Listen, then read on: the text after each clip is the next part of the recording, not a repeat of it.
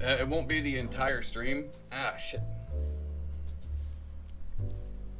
But the first part of the stream, we're gonna actually do a tutorial, which we've always like complained about how some tutorials are not what we're looking for when it comes to what we're trying to run.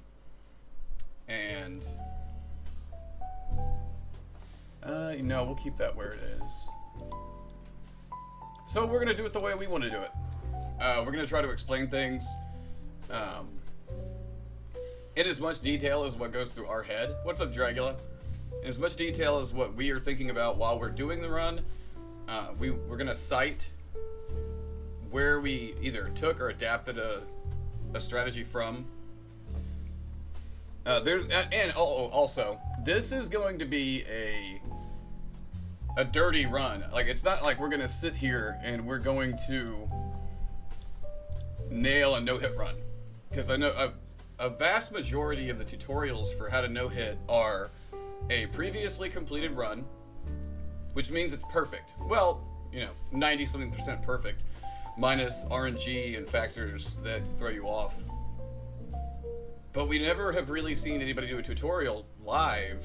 We've seen a couple, a very, very few. And the last time we saw some were a few years ago.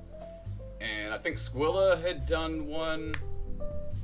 I think Squilla did a live Bloodborne Hitless run through. And I think a group, like Geo. Geo and a couple others. They did like an all boss or something for DS3. I would just like to pay respect to the people that helped us with DS1 and try and do a tutorial. We're going to put it up on YouTube.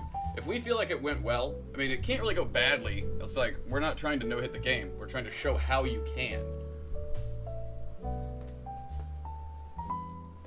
That's our ultimate goal, is... Hang on a sec, we gotta do a sound check.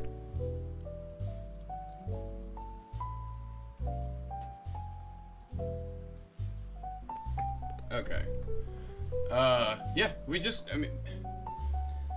also, by the time, like, if you were to follow our guide, we can at least tell you that if you follow what we're about to show everybody how to do, then you can get a sub 2-hour run. This walkthrough will take several hours. A few to several hours. And we're gonna make save states at spots where we know that there's a possibility of a problem. You guys can ask questions pertaining to the run, or even, why don't you do this, why do you do that kind of stuff. We're trying to leave it open to where we can explain as much as possible about our process and how we were assisted in getting this going. So we'll make save states at certain points. We'll stop. I mean, there's probably areas where we're going to have to die to point out what we were going to do, because some of the segments are really precise and you got to keep moving. But we're also touting this as a safety run. This is the route we're using to try to do trilogy hitless, which means for each game we want to be as safe as possible while also maintaining some kind of pace. So by the time, if you were to, say you study this run with a bunch of others, we always recommend people combining strategies from multiple different places, whatever works for you. And we'll say the same exact thing that everybody who's ever done a walkthrough it does. Do it how you want to do it. The only rules in the end, if you're going for getting onto a team or something like that, is don't get hit. Don't get staggered by an enemy. Don't get hit by traps. Sir Stab-A-Lot. Actually, let's see if Sir Stab-A-Lot fits. And yes, it will be a female, but first thing we start right. Shit. Stab-A-Lot. Hey, there we go. Hang on a sec, our little monitor screen went down. How you doing, Dragula? And yeah, we will pause. That's another reason why it will take a minute, is we'll pause to do shoutouts, we'll pause to welcome in if we get raided, followed, anything like that. We're not going to just ignore people. This is about you guys, not about us. So, what we usually pick, we always go female, warrior class, master key, large upper body if you want to have, giant lats. It never hurts. It looks like a dude. We always pick ponytail and then whatever color. It doesn't matter. Dark blue, but it doesn't look dark blue. So that's all of our startup stuff. Warrior class, Master Key. You can also do Thief and start off with Black Fire Bombs. Just to get that out of the face. You can do Thief, start with Black Fire Bombs for a completely different opening setup. We are not super fond of that because you end up with a good portion less stamina for the entire run. Especially when you're trying to balance out how to set up strength and dex. We're going to explain all those little details as we go along. How are you doing, Dragula? So the first thing that we do is unequip everything. Grab the key. I mean, we kind of do these, our practice as a semi-tutorial because we're constantly talking to ourselves about what we're doing. And initially you're just running. So the reason why this will take several hours is we're not going to be fast-forwarding through anything. We're just up the ladder. The most help we've gotten with the DS1 run, straight up here to the big door, is from a friend of ours, Nick Fleury. We're going to put him in the comments when we upload it to YouTube. Anybody that we cite as a resource, we're going to do our best to give credit to. And then, watch out for big guy. Don't even look at him. Just left, left, left. With the Black Firebomb strat, you would sit there and throw Black Firebombs, kill him, and end him quicker. We'll do that now and again, but we're not as proficient at that. So dodge this guy. He can shoot 2 arrows, so you might have to duck and weave. Equip the long sword. You'll get good at switching quickly. The more you practice, the faster you'll get. We kill him. A lot of people run past him. We'll give you a reason why we don't run past. You can run past him. You can run over here. And let's put it all together at once. Just scoot up, wait for the cannonball. Now, Nico, Dinosengale, did not kill that guy. Most people did not kill that guy in the beginning. He can actually, once in a very, very, very rare blue moon, he'll shoot through that gate and hit you. You can imagine if you were on game 2, 3, 4, 5, 6, and you get shot through that gate. Some shit that never happens. Mod for Elden Ring that lets you do multiplayer without being invaded. You use your horse, and you don't go back to your world after beating bosses. That's cool. It sounds like that would present, kill this guy. You could run around him, but these guys are so, like, they home in on you when they jump to attack, and they're a pain in the ass. So we always run up, lock on at the last second, and whack him. Sounds like that could leave room for some instability in the game. We use R2, whack that guy and wait. Whack that guy and back off. So, explanation. We're not going to kill that guy. We're going to run up the steps, go through the fog wall, and we're going to tap forward and R2 to do a jumping attack. To plunge the demon, and then we're going to predominantly use R2s to fight him.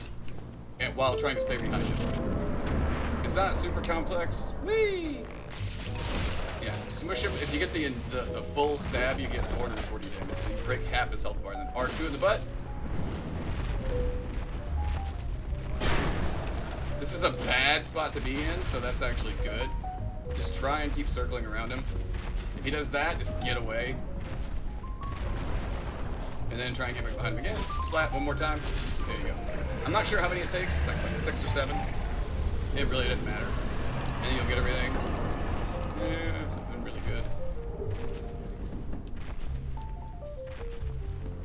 I mean, that's pretty cool. They need to make that modification themselves. Not so much the horse thing, as just they need to make their multiplayer, you know, new. They need to make their multiplayer. So, oh yeah, okay, I'm sorry. We run around this little outer wall and grab these souls. Every soul that we grab is completely intentional. It's part of our budget, especially when it comes to the first weapon that we get. But yeah, From need to go in and just make an actual multiplayer. Not these silly, weird, like, hidden in the details rules about how you can do it, blah, blah, blah, blah. So we rest to get maximum flasks. Right over here, boop, humanities. You can pop the humanities if you want. We have never seen, like, a strong correlation between item discovery. Let's go to this little right-hand pathway. And 6 firebombs. Those will come in very handy later on. Hey, what's up, Jinrai? Can we get a shout out for Jin? Hope you're doing alright. Yeah, cut through here to the right. You're gonna run up these steps. Doop, doop, doop, doop. Run up these steps, grab this soul. We'll show you exactly why these are so important to us. Thank you. Shout out to our friend Jenner. I only opened this chest, otherwise it's a waste of time. 6 homeward bones. Yay. Those will be all you, if you follow this route, you will only need those that you picked up and the ones that you collect along the way. And then we pick up those Lloyd's talismans. Whoop. You can jump, roll, whatever. Just run. Don't look behind you. It's scary. There's skeletons chasing you. Be a little cautious right here. At the corner, you can hit the button, grab the soul, drop, hug the hell out of the wall. And then... waking up. Well, good morning. Good, hello. Drop down here. Oh, be careful. I mean, if you don't want to risk it, you can go down here. That's riskier, though. Just plop down, run to the elevator, and we're going to equip in the elevator the Lloyd's Talisman and Homeward Bones. And we're going to heal a little bit. So, boop, boop, and then heal. And then we're getting ready to do a relatively tricky little segment. If it goes well, awesome. We'll explain some stuff and how it can go really bad. If it goes bad, awesome. Means we're going to explain what happens when it goes bad. So we drop down, grab those souls from that little corpse, and we intentionally jump off here, catch that, and do that little tick of damage. And then, and also anybody watching, feel free to interrupt. We're not trying to, cancel out people being here. We're just doing this to do it because soul right there behind the door, easy to miss. We're doing it because we wanted to do something substantial maybe. And maybe somebody will get some help from it. Cross the bridge, the little wood bridge. We are going to make a save state here in a second because a lot of stuff is going to happen one after the other. And we can't stop. We're going to have to keep in motion and keep explaining as we go. So, you did that one tick of damage by jumping off where the elevator was. And also, be careful in this area. We like to drop right here near this point. Don't land on the dragon or he'll wake up and vomit death on you. So when you drop, now your health is perfect. This is where you gotta watch out. We found this out by accident a few times. Don't hug the wall completely. There's this problem. We're gonna make a save state here just because a number of things can happen. If you hug the wall too hard, there's this glitch about the environment where you could take an extra tick of damage, and it could be the smallest amount, but if you don't notice it and you go and you do what we're about to do next, you'll die. And then crap, you gotta start over and you just lost like a solid 5 to 7 minutes. So, this dragon, if his head swivels to your right, go left. If his head does not swivel to the right, go around him on his left. So yeah. Whoa, okay, he hardly ever does that, don't worry about that. So, this is very specific. Make break left on this guy. Get your stamina back right after him. Run. When you get close, go left, right, left. Take that exact line. It may not seem like you need to go toward, I know it's loud, toward the first one, but left, right, left seems to cut these, they're weird collision boxes on them. So we're getting to the top to grab the red tearstone ring. What I like to do, get on the ladder, equip the ring, because that Drake off to the side will back off. And we jump off at the exact same spot. That crack right there, and spam roll to the left. I know that's really fast, and that's when it goes well. Now you can get it like 9.5 times out of 10. Just stick on this guy, boop. As long as you don't try to get stamina back when he gets ready to shoot lightning, you're fine. But, and it's easy to rewind the footage to where when you're at the top, there's a brown crack that gives you like a perfect angle.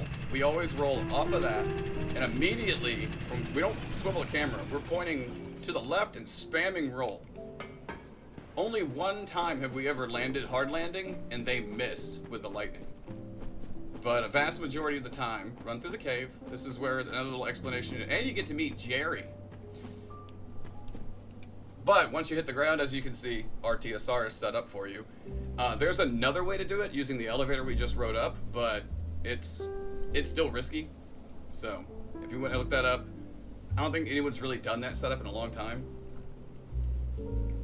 And you already have to risk your life to go get the ring anyway. So practice it, do it a whole bunch of times, and you'll totally get the hang of it. Okay, get his attention, get back into this little hallway. Other runners nowadays do a very, in our opinion, very sketchy strat jumping around this guy and getting him to fall off the side. At least with warrior class, you only have to backstab him 5 times. We're actually gonna try not to. Every time he comes around the corner, back up.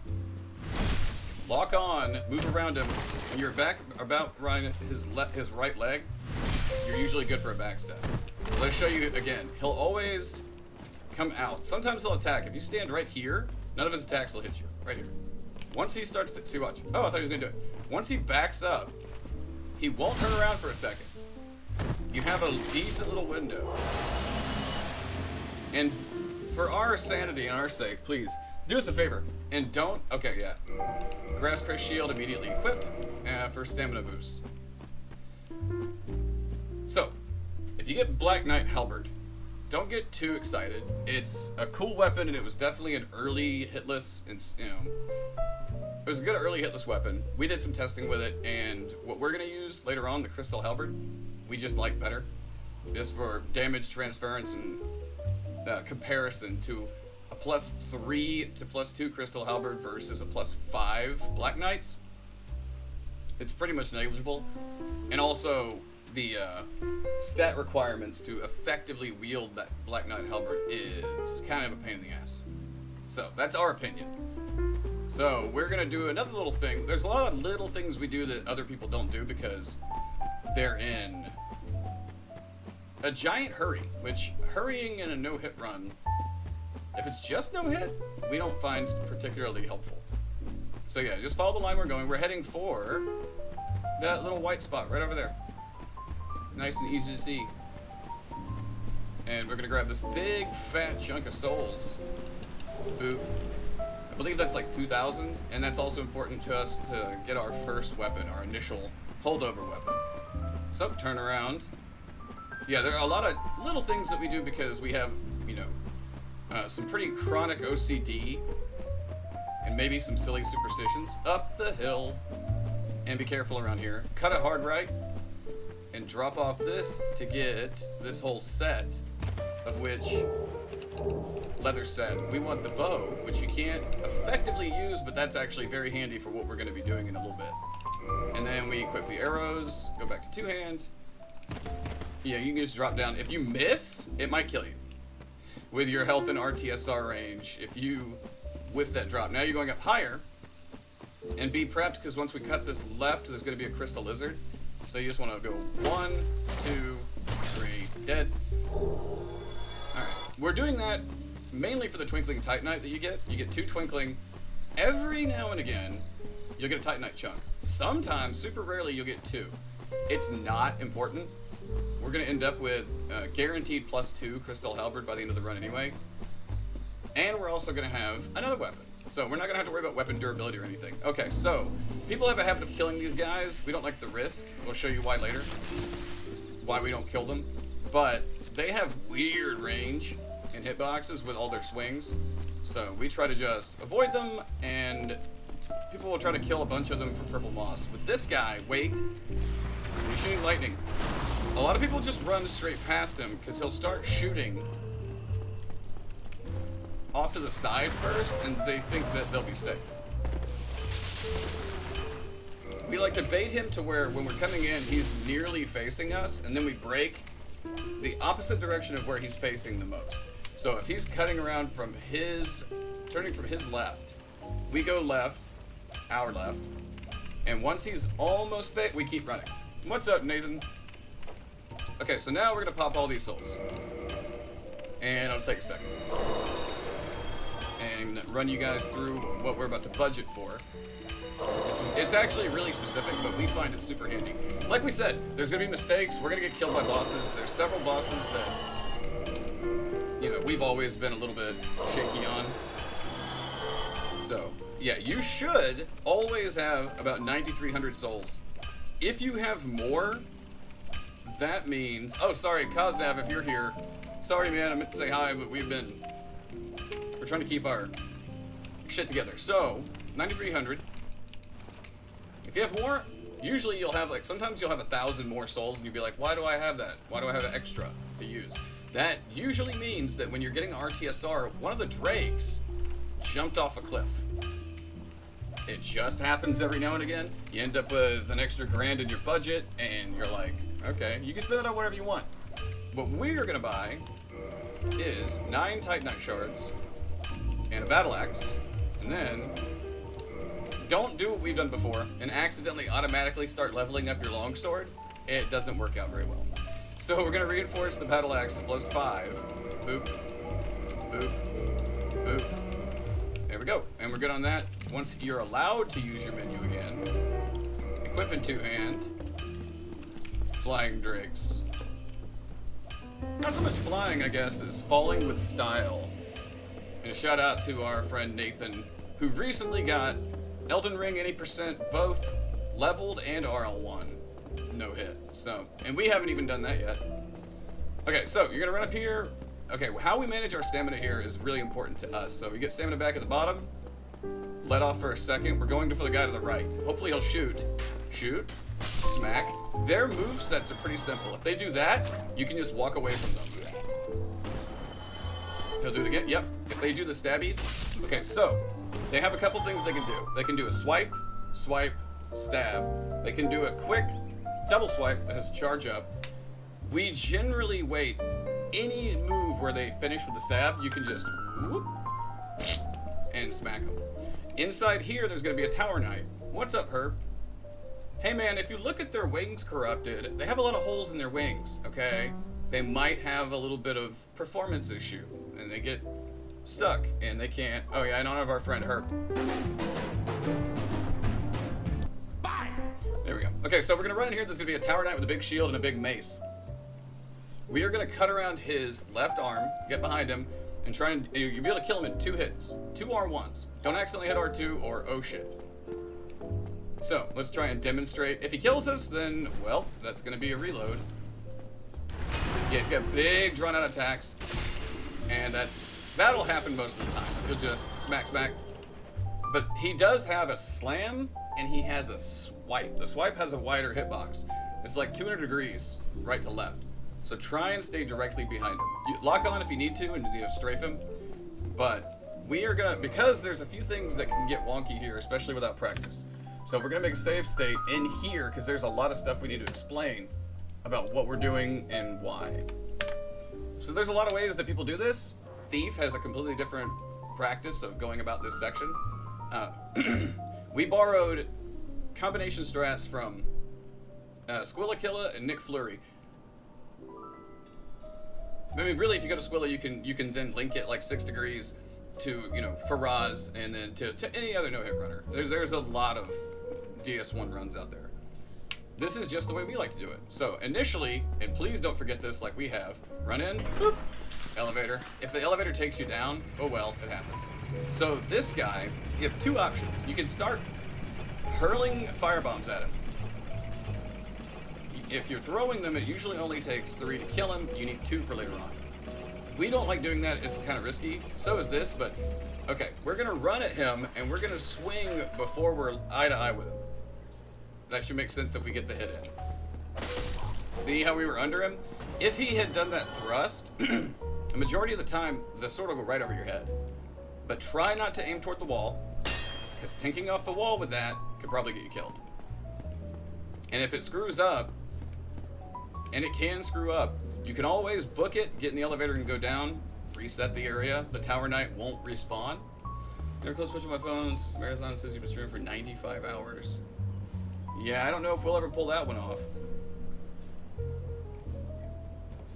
Actually, I'm fairly certain we'll never pull that one off. Employer said non-slip shoes. They said extra slip shoes. Now I'm sliding into DMs too easily. Who's DMs? Okay. So, we haven't seen anybody do exactly what we're about to do. We've seen a few ways this could go down. When Squilla was doing a tutorial for this, for Trilogy he was doing super safe strats, but he was leveled to where his bow was effective, and he bought arrows. we budget for a completely different setup.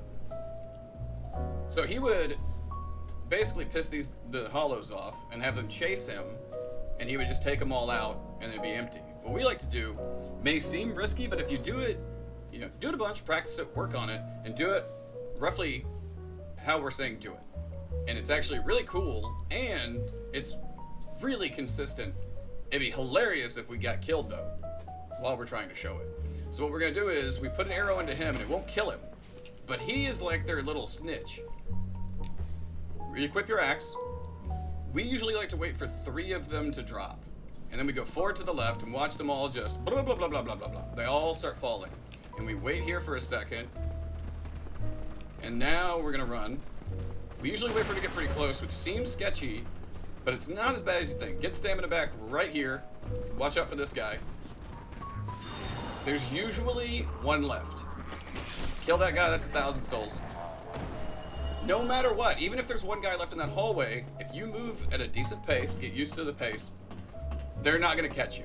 Just don't stop right outside the boss fog, or, you know, you will get hollowed in your ass. You'll get your ass hollowed. Okay, we're going to make a save. Gargoyles are one of our least favorite fights, because the arena is set up to help you fail. So, what we are going to attempt to do is, of course, roll the gargoyle's first attack at close range, and then we're going to try and keep him around his left side. It's a very up-in-the-air fight, the way it goes. So, we'll try to kind of narrate it, but if it goes well, we can tell you this is exactly how we like it to happen. So his startup, that's a good startup. 1. If you can get the tail. Okay, so he dummied up. That was like the best RNG ever. He just dummied up and was like, burp. If this guy shoots fire, which he usually does, 1, 2, done. Okay, so as you can see, you can go for the tail and miss. Like, we hit him, but we didn't crack the tail. So that could be annoying. But if you keep on him and watch your stamina, then the first gargoyle will go down really quick. You never pause during this run. How long could it be? Oh yeah, we talked about that at the beginning. If you don't pause, Nathan, and you use the route that we're using, we're gonna go ahead and pop the Firekeeper Soul to get our health back, just because. There's no reason to pop Firekeeper Soul right now. We just do it. So don't worry about it.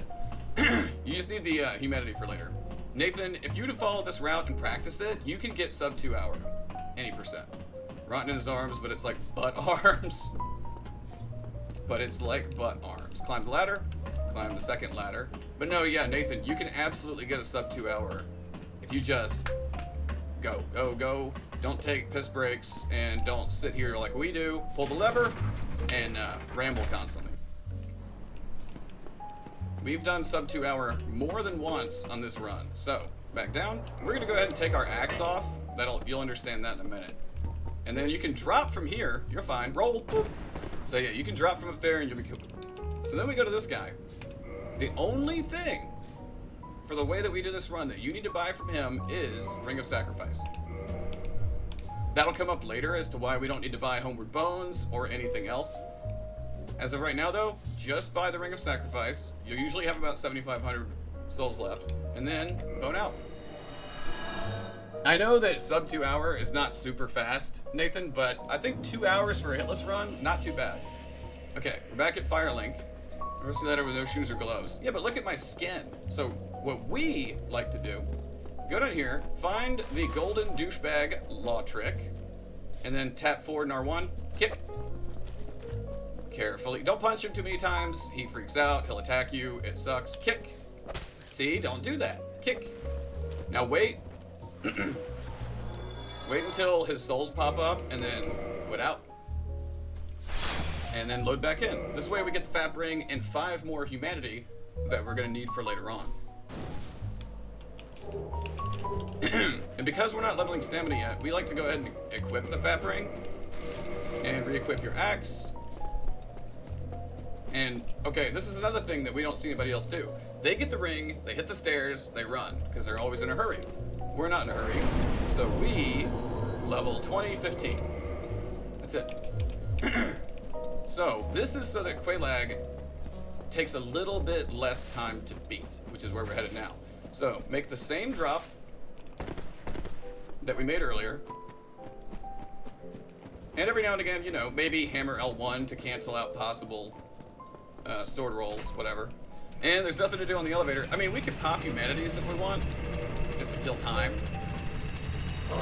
We don't really, again, we don't find many correlations between humanity and item discovery. Maybe a computer would try and tell us that it, you know, makes a difference, but we don't care. Mainly it's something to kill time while you're on the way down. So always send your elevator back up, and then whoop, do the jump again. Bam, bam, bam. Okay, now we are taking. We always like creep across that, but we've gotten recently more comfy, so we go to the bridge. We're about to make a trek through Blighttown. Everything that we do and what we're about to do, we need to make a save just in case this goes bad. We don't think it will. We are, I would say, really consistent most of the time on this little stretch. But everything we're doing in here is 100% exactly what we mean to do. Unless we fall and die, in that case, we were trying to teach you a lesson. So we're actually leaving our health where it is, because unless we make a really poor choice, it's fine.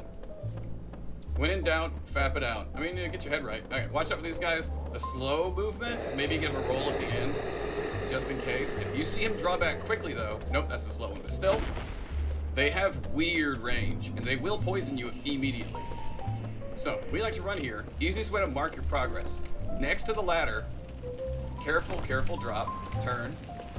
We drop at the corner here. We drop next to this ladder. There's something behind you, but don't worry about it. Roll, boop, and then quickly just drop. The reason why we didn't want to like alarm anybody, there's a guy who can shoot you with a toxic dart. It's super rare, but it can happen. So now we top off. You can walk or roll off. If you roll, there is a possibility you might kind of slide a little bit, but don't worry about it. Now, for what we need to set up our TSR, we don't have any purple moss, so what we're gonna do is do it manually. So we'll step around the corner, heal. Don't stand here, just heal and run.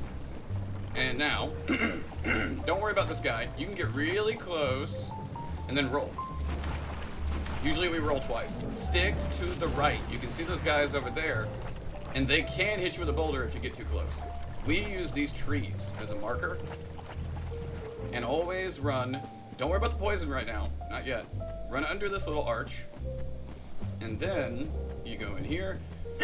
Usually when we hit about right here, we'll heal. Just in case we might get hit by a boulder. So now it's a waiting game. We're waiting on our health to drop.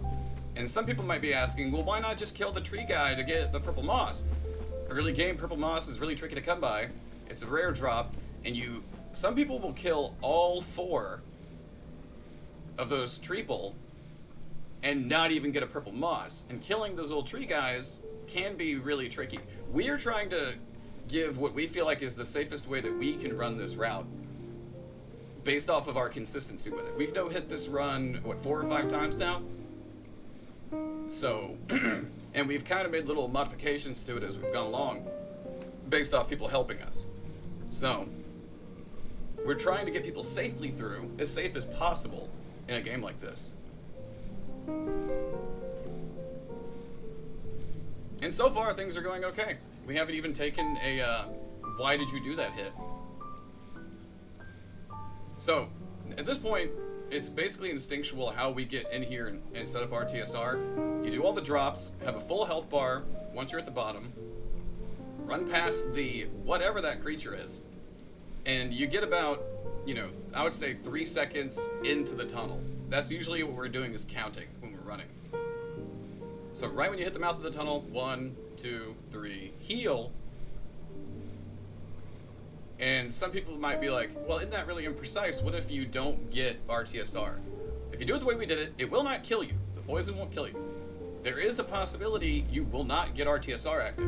And we'll show you a neat little trick it's neat because it works, but it's also stupid because it works.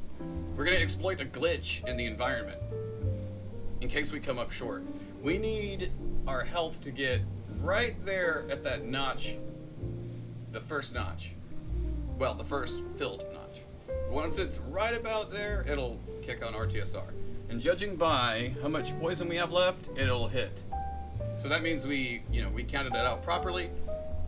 Another little completely random side note, never make a save state while your poison is wearing down. If you create a save state while you're still getting poison out of your system, the next time you load in, you're gonna have a full poison meter, or at least close to a full poison meter. I don't know why it does that, but it does it, and it sucks. There we go, now we have RTSR. And just as an aside, if for some reason you're like right there, right before RTSR and it's not active, you can run against the wall here, and I take a few tries. We'll even do it just to show. You run against the wall sprinting, and then let yourself drop near the bottom. Wait, against the wall. Okay. It'll take a few tries, but it's way easier than the alternative, which I don't know what the alternative is. Hang on, like we said, it can take a few. Son of a balls. Hey, what's up, Alashay?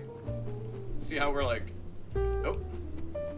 Of course, now it's also a good thing that while we're trying to show it, it's screwing with us. I mean, we're doing a tutorial, but we're still streaming. We're still talking to you guys. We didn't want anybody to think that they're not allowed to communicate. The whole point is, if people have questions or, they notice something that's off, we want it to be like a normal stream. It's just, we wanted to finally make a tutorial we could put on YouTube. Okay, it's not gonna do it. Because this is what it is, it's quantum mechanics. Because we're being observed, it's not gonna do it. I think there's two spots, actually. There's that spot, and there might be one, might be up here as well. Our friend Nick showed us this. And it has to do with these, the way the environment's cut. The Quelaag is hot for once. What happens if Quelaag, wait a minute, I figured you thought she was hot all the time. There it is.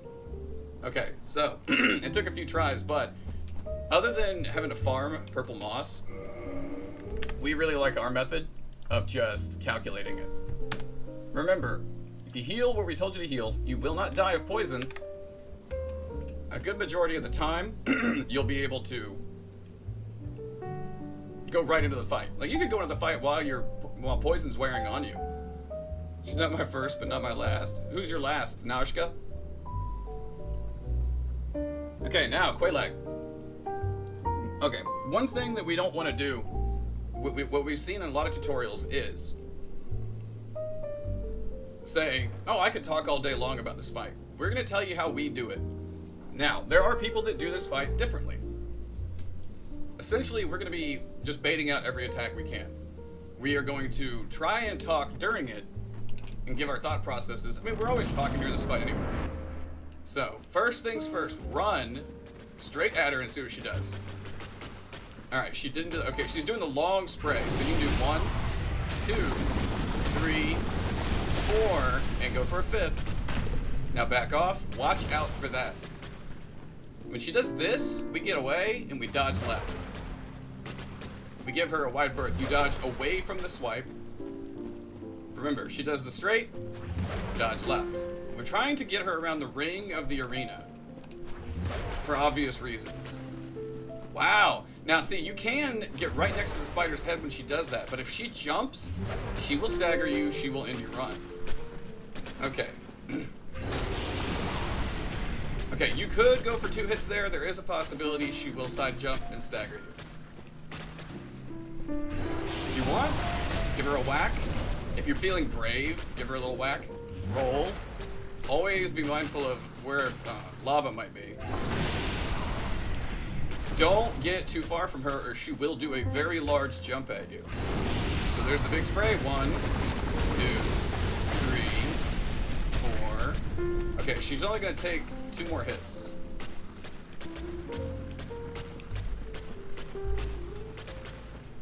So get a brave hit. Squish. Whoa! See that? All of that was bad. We can take a few more risks because we've done it a few times. Slam, just get away. And she's dead, so run up on her and then... Oh, shit! She's an acrobat!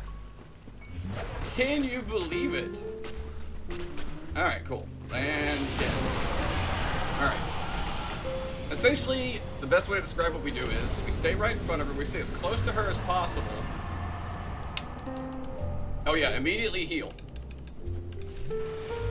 Immediately top off, because if you forget, it's gonna suck here in a minute. And remove your axe. So essentially with... head toward the door. Essentially with Quelaag, we're staying in front of her as close as possible.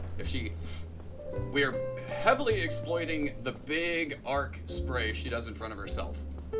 We usually, initially, would only go for one hit when she would do a normal shot. Just one shot. Watch out for the fact that she can do a 90-degree angled shot at you and catch you where you won't ever think she could, but she will. So you're exploiting the long spray. We always try and lead her, it can be clockwise, counterclockwise, around the arena. Because we're trying to keep the arena as empty as possible and see that we can mitigate how we move around lava. And do your best to not get on any inclines in the arena. There's one on each side, and then there's the walls. So stay away from the stairs, stay away from slopes, because her fire will catch on the slope and the hitbox will be nuts. It's a pain in the ass. Like you can learn that fight any way you want.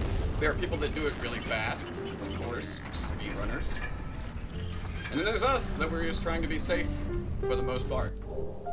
So, the reason why we heal instinctively, because we gotta jump down here. And we heal again just because. So remember, we unequipped our battle axe, and we're gonna go for a jog, all the way through what looks like Satan's colon. This is not a happy place. Do not grab the bonfire. That would be a bad idea. Does not come in handy. You can fall, roll, whatever. I wouldn't recommend jumping. Run across this platform, and we are coming up on another... The way that we're going to do it, we'll put it in quotes, another boss fight. We are going to use a fairly silly-looking but developer-intended way of killing this boss. It's a gimmick fight, but like any gimmick fight, if you don't know the gimmick, so don't ever let somebody shame you. The very first time that we played DS1, we played it live on stream, we got to Ceaseless, and then once we ended up getting into an actual knockdown drag-out fight with him, somebody was like, oh man, I killed him like this the very first time, like totally by accident. And we were like, well, I don't know what you mean. I don't know how you mean, like, what do you mean you killed him, blah, blah, blah, in one hit or whatever. So then we looked it up, and we had, okay, come on. We had to call bullshit. You okay, let's show you. We're gonna show you. No, we're gonna show you the boss fight, and let's give you a little prep time. This rock right here is gonna be your best friend. We're gonna pay attention to him. So the boss fight doesn't start until you grab his girlfriend's clothes. Not his girlfriend, but grab it, run over here, line up with this rock right about here, spray. You can run while it's still leaking down. Do not turn the camera around behind you. You're going to be burning up your stamina a lot on this little jog, but don't turn the camera to look at him. There's no reason to turn the camera. Okay, so it's a very slight possibility, but it's more of a possibility when you look at him that he will shoot a giant magma laser at you and wipe you out. It rarely ever happens, but it increases exponentially if you try to look at him. It's that same weird camera affecting enemies thing from Dark Souls. So, this little peak that pokes out right here, see that little hill? We stand next to it. Just stand here. Don't worry, don't freak out. And now it's going to take 7 or 8 hits. 3, 4, 5, 6, 7, and now in 10, 6, 7. So we'll re-equip Battle Axe and we wait for our prize. We kill this boss by hitting his sack. It's his hand. It's just one of his jacked up hands. Maybe it's the hand that his ring fell off of, and that's why he is horrifying to look at. Alright, so you get a Homeward Bone, Humanities, and then Bone back. I'll still roll it.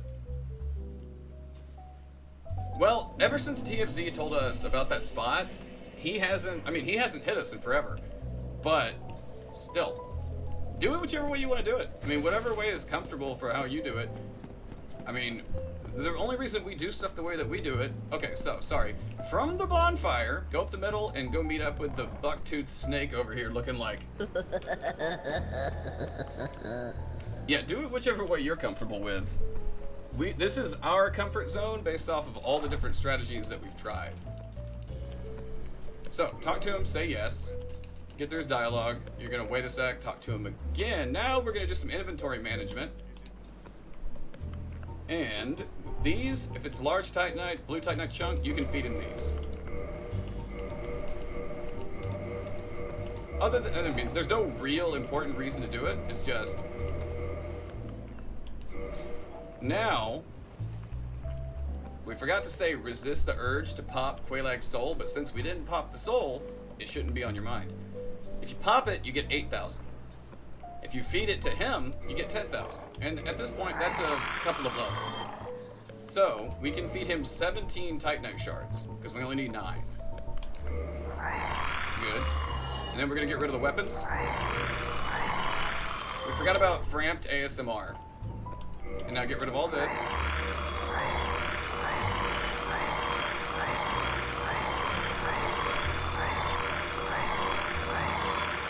And you're good to go. Usually you'll end up with you'll end up every time if you're economizing and budgeting the way that we're doing it, you'll end up with 56,000 and change.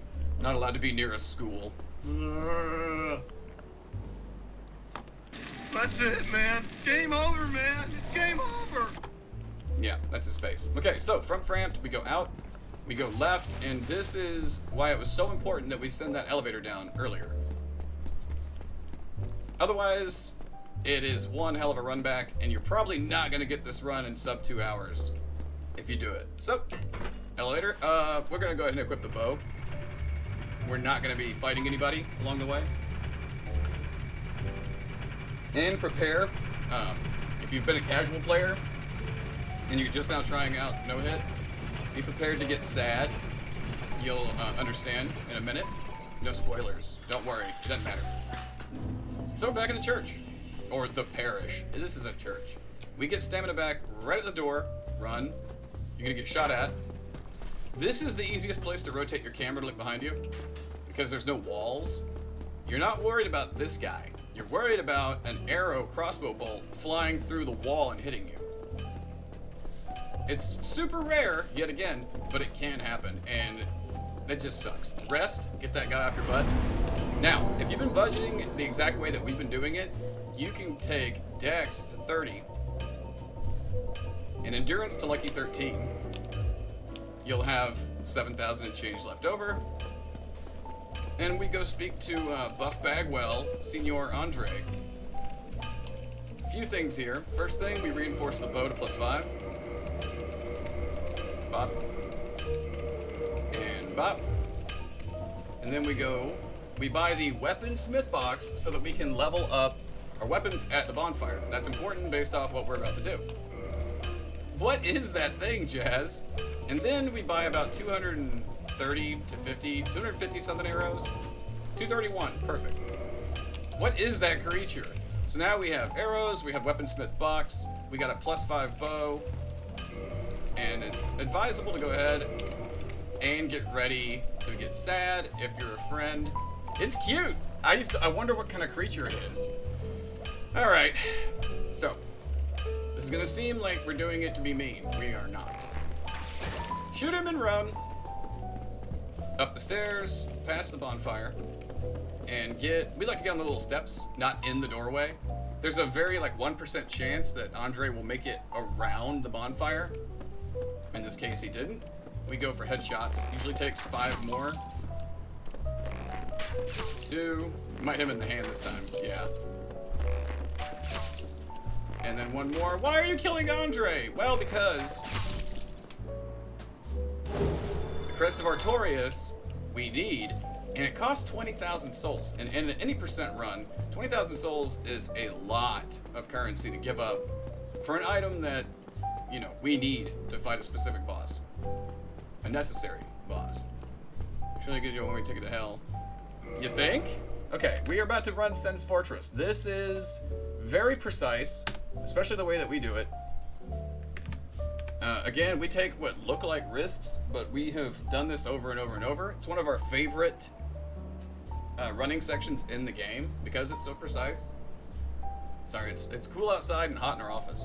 And we're also sick and we have a fever. so it's easy to break out spontaneously sweating. Kill him because we were cheap. Kill him because we can't afford to buy the crest of Artorias. You inflammatory hemorrhoid. Super tough, almost impossible. Yeah, and he'll drop kick your ass all the way across the map. Okay, so coming in here. This is a lot about stamina management and not freaking out because it's kind of scary. So we start running in. When we get to this pillar, stamina back, keep running, and just run, run, run. We get a little stamina back right there. Wait for that one to go. Go past it. Wait. You're not going to want to wait around in here, but it pays to be patient. Stamina back at this pillar, and then swoop around to that guy's left. Well, your left, sorry. Watch out for that. Don't look behind you. It just makes things worse. Stop here. Wait for him to throw lightning. Okay, now stand here. Wait. Run. Roll. No reason to run or hurry or anything. Trip the trap to smack him. And then give a little wave to Larry. Now you can burn your entire stamina meter out because you're going to get it back at the fog wall coming up. So you just burn stamina. Boop. Be ready to move. Run. Trip the pad on the ground. Hang left. It may look like you're going to get hit, but all you got to do, stick to the left. We used to roll through that room, but it kept getting us almost and sometimes hit. It was being annoying.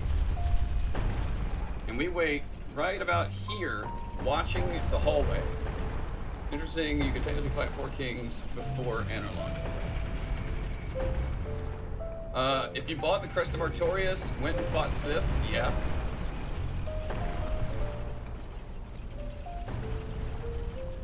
But yeah, you'd have to fight Sif first. So yeah, you can do 4 kings pretty early. You would have, most likely have less damage. I would say it'd be a longer fight, which makes it trickier. Okay, when you've confirmed that Larry, the Snake Man, is not chasing you, get your Lloyd's Talismans equipped. You can see them under our little heathen dono bar. And this is very specific. R2, R1, back up, lock on, throw. Give him a second to keep being creepy. He'll always drop the lightning spear off first. And then give him an R1. Back off. Lock on, throw. There is a slim possibility you might miss once, or, you know, it's really not that big of a deal given what we're going to be doing throughout the run. But wait and stay behind him. Every time he settles, spam the button, try and pick up an item. This is just in case we get early Symbol of Avarice. Again, we're just R1ing him, and we spam the button. Don't walk in front of him and do it. That's probably a really bad idea. And then here comes the last Lloyd's. And throw. And the reason why we do this all super specific is because it's fun. It's a very tightly knit method. And then charge R2. And he's dead. So everything lines up to where there's no extraneous button smooshes. Hop on the death elevator. And hop off! We did this our very first playthrough. And stayed on the elevator, and you get smashed. So up, and then right to down. Don't worry, you're not going to get cannonball smushed. And this part's going to be scary, but as long as you're not playing on your Switch, it'll totally work. Sprint, and don't stop sprinting. We saw that on the Switch. It does not run at a clean 60 FPS. Those darts will hit you. That's how that works. So yeah, right when they cross, take a run. Okay, this, we're gonna keep running. We get stamina back here, run up to this guy. Smack him with R1. Run, turn. This is scary, but you're gonna have to wait a second, wait for it to swing back. Stick left. Trip that trap and go through the fog wall. Yeah, it looks scary, but once you get used to it, it'll be fine. You get a 99% chance that you will always survive that, no problem. You just gotta stay calm. And I know it's like, how do I stick left? There's no...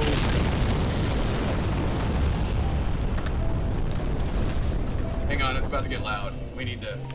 There we go. We're gonna cut the volume for a second because the bombs are loud and we got stuff to explain. You can stay to the left of that narrow walkway. Because if you do like...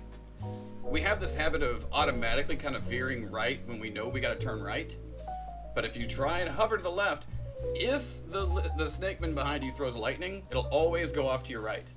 So just once you learn how to hug the ledge, you'll get it.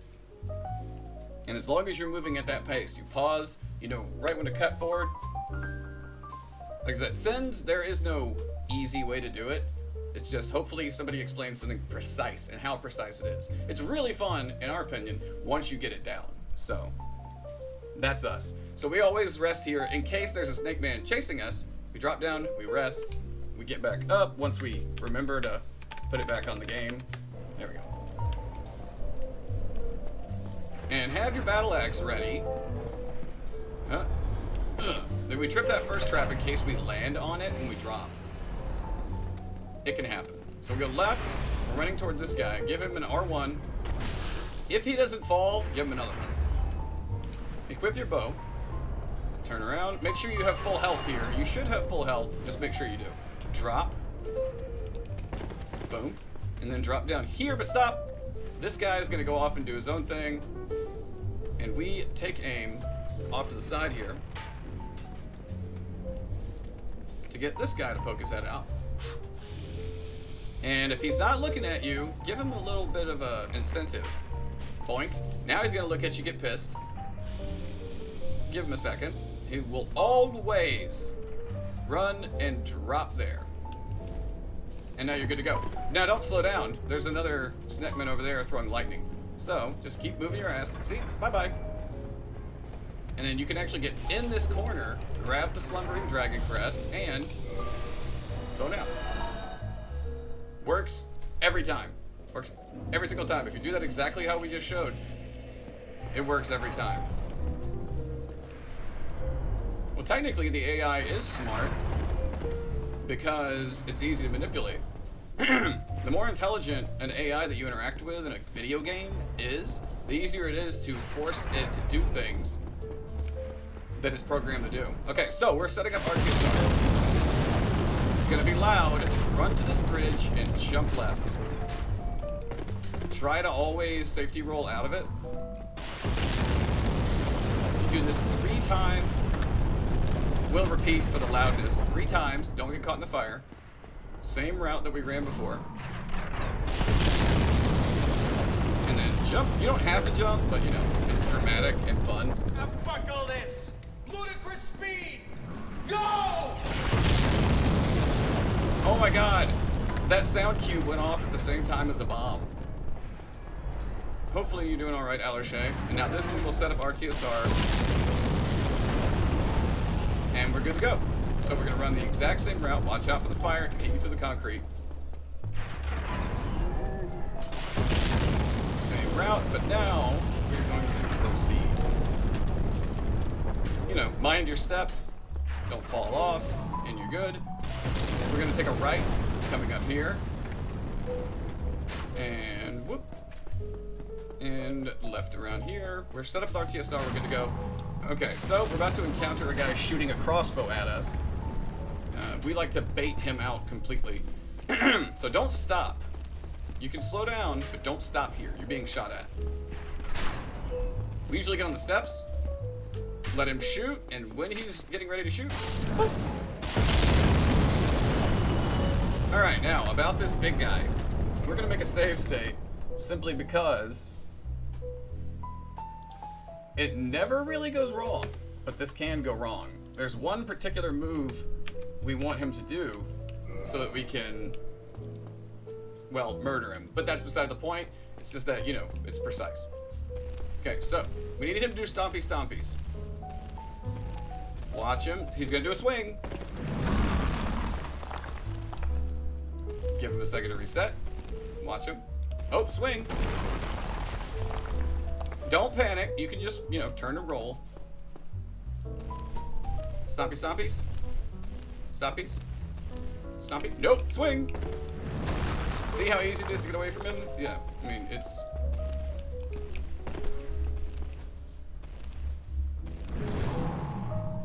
Yeah, watch out. He got delayed attacks sometimes. Stompies. Nope. Swingies. We're only looking for one attack. Everything else, when you see him rear back, just roll out of the way. There we go. Stompies. He goes 1, 2, and he's gonna go boom. Boom! 2 big attacks. And okay, since his head is right here, if he's got his head in your face, 4 R2s will kill him. We do charged R2s. If you're only able to hit him on his body, and this is important, if he does it and he's like over here, and you can only hit his body, like his arm or his leg, it takes 5 hits. But the amount of time it takes for you to hit and get all your stamina back for that 5th hit, he can possibly stand back up and attack while you're waiting. So if you want to be really safe, and you only got your 4 hits, back off, go back down the stairs, and pull out that attack again. Other than that, you know, you're pretty safe.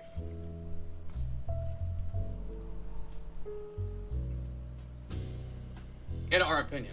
And we're coming up on a boss fight. Iron Golem can either be a very quick fight, or it can be a little bit more drawn out. He's not terribly difficult.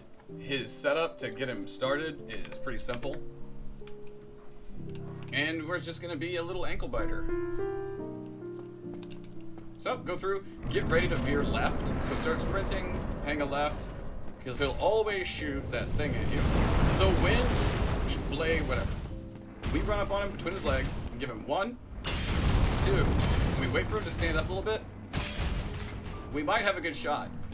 3 hits to stagger, and 2 to drop him. And he fell off.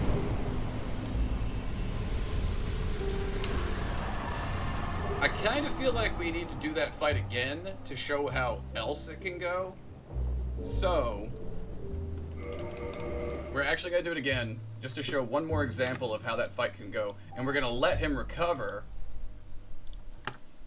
We're going to let him recover so we actually have to be in the fight with him. That's a best case scenario. If he just... Excuse me. That was a boss of all time. That was a... Who was a boss of all time? That was a boss of all time. That was best case scenario. You do not get best case scenario every single time. So we're going to force it into other case scenario. And we're going to try and force him to stay up here. So 1, 2, stagger. And 1, 2. If he falls off, okay, so he doesn't fall, charge R2, in the dick. We just charge R2s into his big iron penis. Once you get him down to about that much health, he's gonna stand up. Get away from him. If you get greedy and you swing, he will probably catch you. So, wait until he's walking toward you. Give him a whack. Back off just enough. If you back off too far, he'll shoot that air blade, wind blade at you again. He does that. Get between his... Dodge between his legs. There's a possibility he can hit you with shit like that. Big swipe, he'll punch between his legs to try and get you. And again, if you get too far away... Now he's staggered again, and then he's dead. So, too far away, he'll shoot the wind blade. He'll shoot that wind blade at you. Stay just right amount of range, he'll keep attacking, but you can... If he's... walking towards you, then that's usually safe to run between his legs. If he does the move where he like brings his feet together slightly and it kind of cuts you off, just try and veer around him. Usually you veer around your left side. Iron Golem. Yeah, and I know, Nathan, plenty of people would sit there and be like, dude, Iron Golem has like never given me a problem, not never. And the only people that are being honest about that are people that have played the other Souls games first. Because if you come up against Iron Golem and you've played Dark Souls 2, 3, Bloodborne, blah blah blah, blue blue blue, doo doo doo, all the other games, then yeah, you come up to Iron Golem, you're gonna be like, whatever, bro, and you're gonna take him out. But what's up, TFZ? But if, say, Dark Souls was your first Souls-like that you ever played, and you get to Iron Golem, there's a probability you die right when you walk in the arena. He might hit you with the wind blade and you're dead. Or you might try and, I got this, and he just kicks you off the side because his feet on that little plank. So, big thing is, anytime, this is just a general rule that we like to live by, anytime there's a large group of people that try to make a boss seem completely trivial, don't ever take that boss lightly, no matter what. No matter what, the second that you get overconfident, and that's when you die to some silly shit. Sends bonfire and ran all the way up till I killed him. Oh no! Oh no! So we have a little superstition that we do, just out of force of habit. This is not necessary, this is not something that you have to do. We just like to, you know, give these guys a little poop. Yeah, Alishay. We talk about that every time we get to Pinwheel because the completely dried up, played out, ridiculously repetitive, ugh meme is, oh, here comes the hardest boss in the game. And several of the absolute best no-hitters have lost to Pinwheel during the God Run. So, like we said, never underestimate. Yeah, we kill that guy, there's no reason, except you get 1,500 souls. That's good for target practice. Don't worry about those guys. They're fine. How you doing, Good Noodle? Good Noodle? We're just gonna run across to them. And welcome to the channel. Good Noodle. Some of you got a hold of me tonight. Yeah, welcome. Only time where it's entirely true is for Miss Noble. I've seen somebody eat it to Miss Noble because they got cocky and they were like, I'm gonna drop the hardest boss blindfolded. So they went to jump in and they covered their eyes, but they didn't watch for the kill shot. And so they were like, yeah, 1, 2, 3, wait a minute, what? And they got stabbed by the Miss Noble and killed.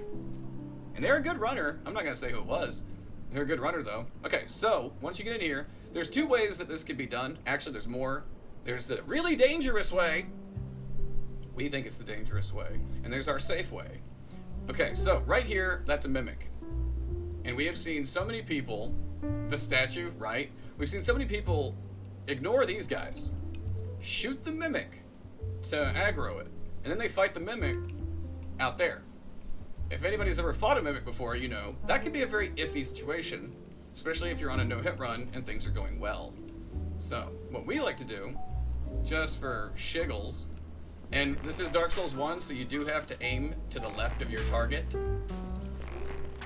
Don't ask us why, because they didn't know how to program crosshairs into Dark Souls 1.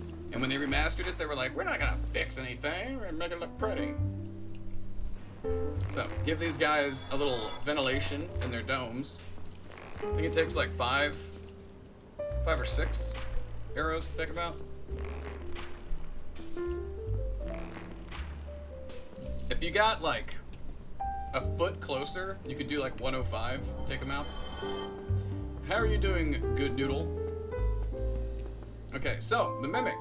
If you've leveled everything to the way we've leveled it, if your weapon's at +5, if you're at, 20 strength, 30 dex, charge R2, charge R2, stamina, charge R2. 3 hits, dead. Completely safe. And very, very reliable. So we're gonna go ahead and equip the Crystal Halberd. Might as well take care of this stuff real quick. Well, we've definitely been way better. But we're happy that we're finally sitting down to make this tutorial. We're just trying to make a laid back, but as comprehensive as we can do it, safety strat tutorial. Free ventilation installation to these poor knights. Okay, so now that we're here, sit down. We're gonna reinforce the halberd. If you have 2 Pike Knight chunks, feel free to go ahead and go +2. Either way, you're gonna get a +2 eventually. So, level your weapon. And for leveling, we're just gonna go to 40 dex and we're good. So, every time now that we've made it more concrete by all the strats we use, we are always at 13, 20, 40 at this point. 13, 20, 40. It's pretty much like clockwork. So what we're about to do next to get our TSR set up is gonna look a little scary, a little sketchy, but it's not too bad. This is an automated elevator that's gonna kick on when we stand on it. We're waiting, look at the right-hand side, at the crenellation on the side. Once it becomes smooth, right here, drop. And then bam, like half your health is gone. And you can now jump, whoop, over the side. And it should take like one more of those, and then RTSR is set up, and it's pretty damn safe.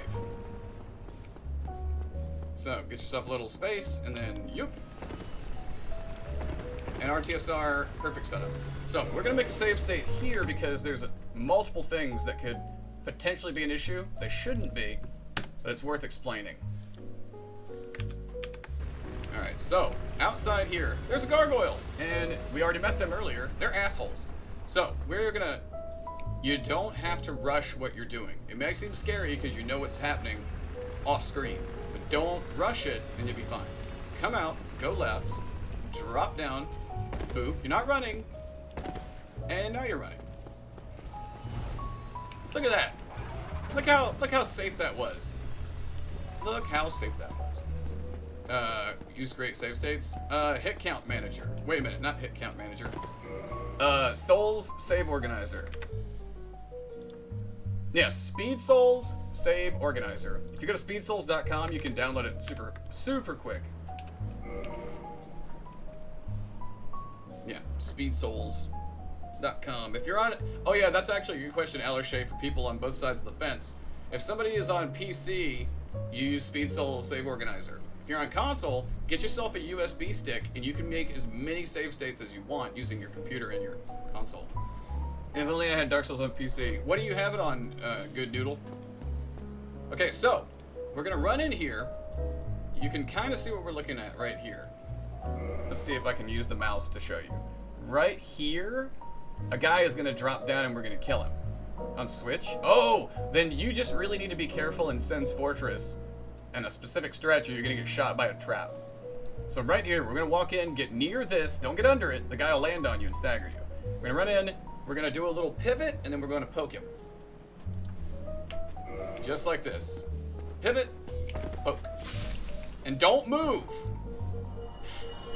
Yeah, but remember, watch like a good minute or two of what we're doing, and try to watch until, you know, we're not moving, to tell you what to do next. But once you kill him, don't move. Look over there. Oh, look at him. Look at the little asshole. And, remember, aim slightly to the left. Get rid of that guy. Very important. Now, if that guy aggroes, if you accidentally move forward because you're like, yeah, because you killed that prick, he'll start coming at you. He usually come at you slow, but he will throw knives. You can stand out here, he'll keep coming. He'll keep coming. Let me learn on it. Let's run. Oh, it's very stressful, but you kind of just get used to it, but you never fully get used to it. You can lead him here. Once he's right near the glass, you can just, boop. See how you can hit through it? Just do it that way. Anywho, this is where we're about to get specific, and we're going to show you, using the mouse, these little segments. So, this is very tense, as Noodle just pointed out. Get about halfway up, stop, and aim your bow right here. Okay? That's very important. See how the whole area is? Not that first big slab, the one across from it, right here. Fire a shot, and watch the guy at the end. Hey, what's up, sniper? And then, there he goes. That's your first guy. So, we're gonna walk forward. It's very normal to be nervous and freaked out on this. Our hands sweat every time. So, we're gonna cut left. Again, very, very precise the way we stand. Right in the middle of this little chandelier spot. See where that little square is? Our foot's on it. Try as hard as you can. Doesn't have to be super, but boink, in the face. Now, this is what's interesting. Again, move forward about halfway. Stop. Aim right here. Again, we'll back out right there, close to the guy. And this lower portion of it's important. Once you shoot this, watch him. And good night. There he goes. Things are still really bad, Sniper, but we are excited to be, you know, making a tutorial. Our very first tutorial. It's actually what we were going to do before we ever started a Twitch channel. So just follow our path on the rafters. Be careful. Sucks to fall off in a no hit run. Especially if you're having a good run, it really sucks to fall off. Enemies just walk off because they heard a noise. That's what happens when they have good AI. Alright, through the fog wall. So a couple things. Let's see if we're screwed up over here. Alright, he is in place. If this guy is freaking out and he's still over there, feel free to quit out and load the game back in right here. It'll put him back to 1. He won't be running at you. He'll be running off to the side, going bananas off in the other direction. But either homeward bone back, or just, you know, quit out and load back in. He's not aggroed directly to you, so. How have you been doing, Sniper? We need to do a quick shout out. Okay, so this is specifically taken from our buddy Nick Fleury, who taught us DS1 our first time around, and we've retained a majority of all that stuff. He first showed us. We run across the platform, and we jump and land on this railing. Now this is a little bit showy, but it's also very handy. And it's pretty easy to just kind of creep. We like to get square on the square. Like that. You can even make little adjustments. Yeah, square on the square, aim, and then turn, because it turns your body. And you could fall off if you're misaligned. And just keep shooting this guy. You'll miss, because he'll jump and be a fucking goofball. Just keep on, and then he's dead. Good to go. Keep your bow equipped. Got a Gargoyle's Halberd. You know, if you were playing a casual run, it's a pretty good weapon. Not great, not awful. Some people love the Gargoyle's Halberd. Throw the switch. Do not aggravate that guy. He's testy. Run around to the left, having flashbacks to Dark Souls 3 in case anybody played it before, just like we did. We played 3 for thousands of hours before we played 1.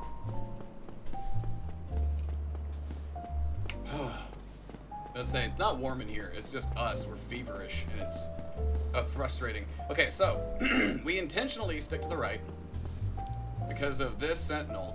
Get just into clearance range. You can even fire an arrow or 2. If your arrows are sticking in the stairs, make a little bitty adjustment. But you don't want to get close or he'll actually notice you shooting him in the head. Give him some, again, free air conditioning for his cranium. Takes 4 shots. 1, 2, 3, and 4. And keep to the right, because his partner has got revenge on his mind if you're not careful. Now we're coming up on some very, very precise running goofiness. Don't worry about little boy to the right. But this guy, we like to shoot him in his old, get him a little hammy, quadro, boink, he'll fall off. Now we're gonna make a save state because things can get a bit weird here. There is no safe way to do this, in our opinion. There's just a combination of ways that a lot of people have done, and we've adopted. So, that guy falls off. Get your halberd out. We're facing that railing right in front of us. You can see it right there. Now what we're gonna do, this takes practice, but once you get it, like you'll hardly ever, if never, miss it. We are gonna run straight at the railing, jumping plunge attack. I know that we made that look easy, but once you've done it, you know, a few dozen, 100 times, whatever, eventually you'll never miss it. And if you do miss it, typically he stays in that spot freaking out, trying to hit. And if you're quick enough, you can turn around, run, and go for it again. If it goes really badly, bone out, run the entire rafter section again. It's a pain in the ass, but it'll keep you alive. So now, see that sneaky little thing moving? Fire an arrow. We'd like to fire 1, and then 1 below it. An RKO out of nowhere. Okay, now that we have them both visible, I want to piss them off. Piss them off. Boop. Alright, he's going to run at us. And now he will. And there's a high probability one of them falls off because they are all sorts of... And... Oh! Oh! Hang on. Let's see if we can aggravate them more. Come on there, Terry. What? Did we get him? Oh, and there we go. That's nice. That is ideal, not necessary. You can just kill them the way that we're doing it right now. It's very easy to miss them because they are flopping around and galloping. But, you know, you'll get them. You have plenty of arrows. Alright, next wonky spot. While running down this decline, we're going to be serpentining on the way down. Because that little trick we showed earlier about ticking your health right before Quelaag by using the environment, that can happen here, and it can kill you. It's annoying to find out by accident. Actually, I don't think it would be less annoying to find it out on purpose. But, so, just, you know, don't look at the demon behind you. Run and zigzag. Zigzag. Zigzag. It'll keep you from stubbing your toe and potentially getting an ingrown toenail that will kill you in the game. Get your stamina back. I like to stick to the left side of this. Run, because you're getting shot at. Left. And then we stop right here, and you're going to be waiting for the arrows to stop. We're going to make a save state because this is a little tricky. Okay, so we'll go ahead and talk about a few other people's strats. There are some people that they're either, we're just going to say they're good enough. They're so amazingly proficient at what they do that they run to the top, they parry the knight on the right, and they keep going. The way that we do it is, when you hear them finally stop shooting, we're going to explain it, and then we're going to do it. So what we're going to do is, we're not going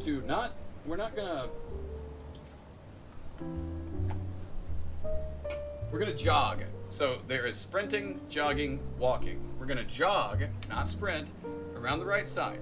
The guy on the right's going to start shooting at you. As long as you're just jogging, he won't hit you. We're going to be keeping an eye on the left side, though.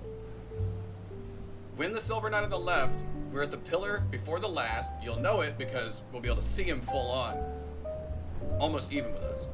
Once he pulls back a shot, we start running. RKO! RKO! Yep, once the knight on the left pulls back a shot, then we sprint to the up and to the right. We are attempting to keep the right silver knight shooting at us until we get up close, and we're gonna poke him, and that's that. I know, it sounds complicated. It's tricky, but I mean, there aren't a lot of options for this point. So we're gonna try and do this right the first try. See, we are jogging, not sprinting. He's shooting, but don't worry about him. Jog, jog. And right after this pillar, we're gonna stop, look at him.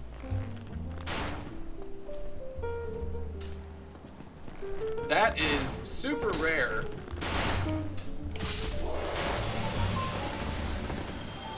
Okay, so I'm glad that happened because that is a super rare instance where when the left side knight doesn't shoot at you, that can actually be a bad thing. Because you could hear him start shooting after the fact. Ideally, 9 times out of 10, the left knight is going to draw on you. Now, we don't keep walking. We stop when we see him. And then the second he draws back, then we sprint. Full sprint. Watch out for the other guy shooting at you. Get up close. R1 to poke him. And that, we didn't really ever see anybody do that. Everybody likes to parry him, or kick him, or... What's the other one? Oh, make him fall off on his own. We found those to be, for us, relatively inconsistent. So that's what we started doing. And it's been working great for us for, well, dozens to hundreds of hours of practice. So, make sure your health is, you know, right around here, because we got to drop. You could heal. We'll do it where you heal. Because you usually do this with RTSR, but you don't have to do what we're about to do with RTSR. So, we'll heal. In case you're feeling really nervous, which is us most of the time. Drop. We're going to switch to our bow. We're going to switch to Slumbering Dragon Crest, and then we're going to unequip it. That way, when we go back to our rings, we can equip it quicker. So go through here. Please. We're trying to be, you know, polite about this. Make sure you two-hand your bow, unlike what we were doing. So what we're going to do, we'll explain it first, and then we'll do it. You're going to aim right here. You can actually see, if you look close enough, you can see the Silver Knight's sword, or bow, or whatever his weapon is, hanging out there. We're going to shoot an arrow. He's going to get distracted. We're going to quickly switch to Slumbering. You have a few seconds. He's not going to just turn around and be on you. You're going to shoot. We're going to back out, switch to Slumbering, switch to our halberd, and kill him. Even without RTSR, if you've leveled up everything the way that we've done so far, even with a +1 halberd, you will kill him with a backstab no RTSR. So we shoot, put slumbering on, back to halberd, see how, you know, and look at this, he's still doing it, still, and it's dead. Don't worry about whatever he dropped, it's not important to our run here, because now we are going to go get Symbol of Avarice finally. Now, if you have RTSR, all you need is one charged R2, and these things are dead. If you don't, charge R2, and charge R2. So just 2 charge R2s, not... So I guarantee you we're about to get Symbol of Avarice. Boom. There you go. And Symbol. And if you want a few extra souls just for funsies, go ahead and equip it, and then 1, and 2. And there you go. Now, you can leave it on because we need it to get... We want 2 segments of health. You can do less. Jump over that. It's just running down the same stairs you just ran up and hopping the railing to this. You'll see the walkway on your way down. That's why we take out the Silver Knight. It's safer. And then once you kill the mimics, go down the stairs. You can even see that's where you hop over. You'll see this walkway. It's gonna take some tries to get the jump. I mean, sometimes you'll even jump on the railing and fall off the side. Again, it won't kill you. You just gotta run back up. So it's super handy if that Silver Knight is dead. So we can even show it again. Go back up. We're not saying it's an easy jump. It's just, you know, it's a jump you gotta make. Oh shit. Forgot about that guy. Okay, that's where that is. Oh, wait a minute. Oh, yeah, I forgot it does that, the way that the stairs work, because it's all goofy. Hang on. Let's show it one more. Hey, now. Well, what the tits? What the big dumb boobies? Here. Oh, now it's not going to let us jump. We have fallen off this so many times. There we go. Okay. We're actually going to heal. We want to have a safety net of health. So let's show this jump one more time where we're not just sprinting through it wildly. So, we just ran up, killed the mimics, you get back on the stairs, we're gonna go slower. Walk down, right there. That's your jump. It's a little wonky because we're in a spiral staircase, but you can turn, run, and hop! Boop! And there you go. Again, we're not saying you'll get it the first, 5th, or 10th time, but if you practice it, you'll end up doing it as quickly and instinctively as we just did. Now we are coming up, make sure RTSR is on. If you don't have any other ring equipped, RTSR equipped. So our health is down to 2 segments. We take off Symbol of Avarice. Now comes one of the trickiest fights, in our opinion. One of the trickiest fights of any percent, and that's ONS. Or as our list of boss names, Glitchstein and Chubbs. So this actually really is a hard fight to describe. This one has to be, you gotta, there's a very high probability we'll die. We've gotten better at ONS. Pikachu and Snorlax, yep. We've gotten better at ONS. That does not mean that we're gonna just one round this fight. There's a lot of factors to take in. The main thing we can tell you about it, one of our main strategies is to constantly try and push Ornstein, he's got a spear, into doing certain attacks while keeping Smo in our line of sight. Try to not ever let Smo out of your line of sight. But also, try not to let Ornstein ever get behind him where you can't see him. It's a tricky ass fight, and it takes a lot of practice and a lot of muscle memory to instinctually be able to do certain things. Really, we're just trying to bait Ornstein into doing big, long-range attacks to get him away from Smo so that we can pop him. If you were to watch how we fight him over and over, even in one fight, you'll see how the way that we're trying to bait things out. There's a lot of stuff that can happen the second... What's up, Tony? The second we get into the fight, there's a lot that can happen. You could die instantaneously if you don't know what to look for. So watch out. He might do a zoomy shot first, or he might start running at you. We'll try and kind of narrate, but this is definitely a fight we are expecting to die in. Lightning and Thunder Thighs. Mufasa and Jabba the Hutt. Mufasa. I mean, I get it. With the mask. How are you doing, Tony? And shout out to our one of the best video editors that we've ever met, especially on the platform, Tony1 Kenobi, and he's also a streamer. All right, as much as we can narrate this fight, we're gonna try, but we cannot be held responsible for our deaths. And we jump off here, boom, and RTSR set up. General Kenobi. Somebody knows Tony. And that's from max difficulty that works. Oh, nice. Okay, immediately cancel that. Okay, he's running at us. That gives us a little bit of breathing room.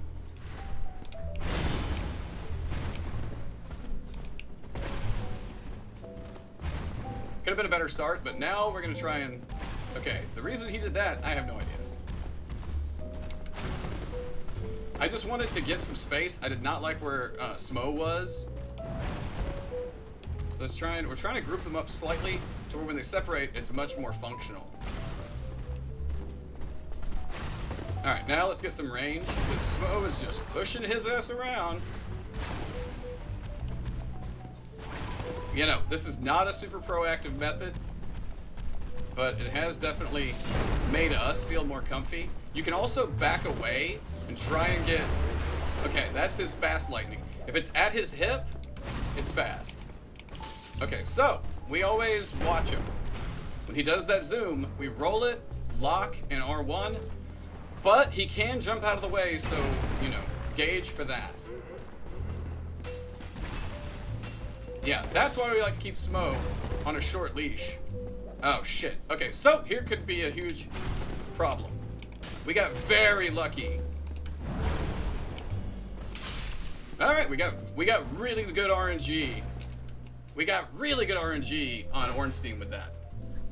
But you can, even from that short fight, you can see what we're trying to do. We're trying to bait out Ornstein while watching Smo. Bait Ornstein, watch Smo.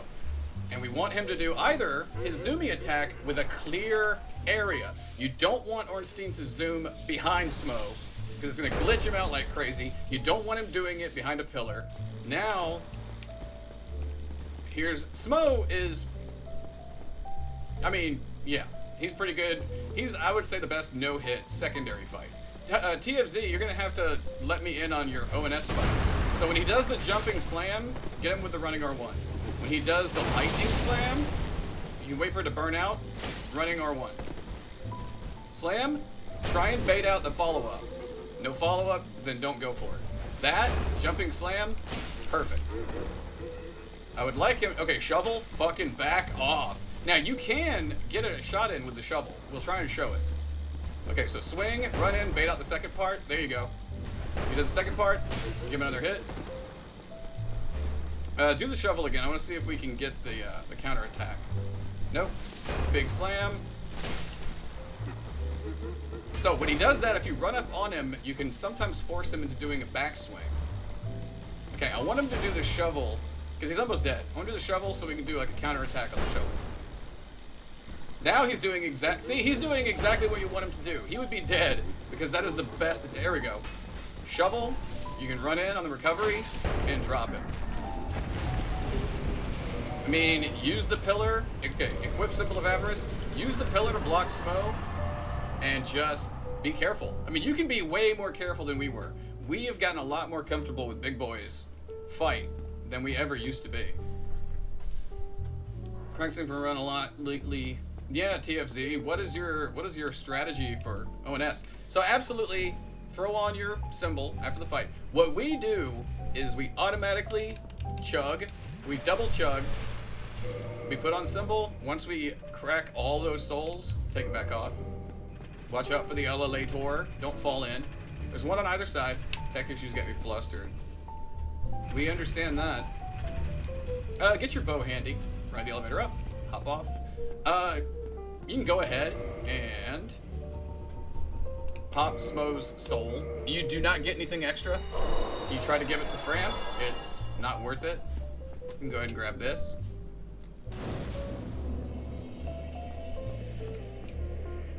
Ah, itch. Okay.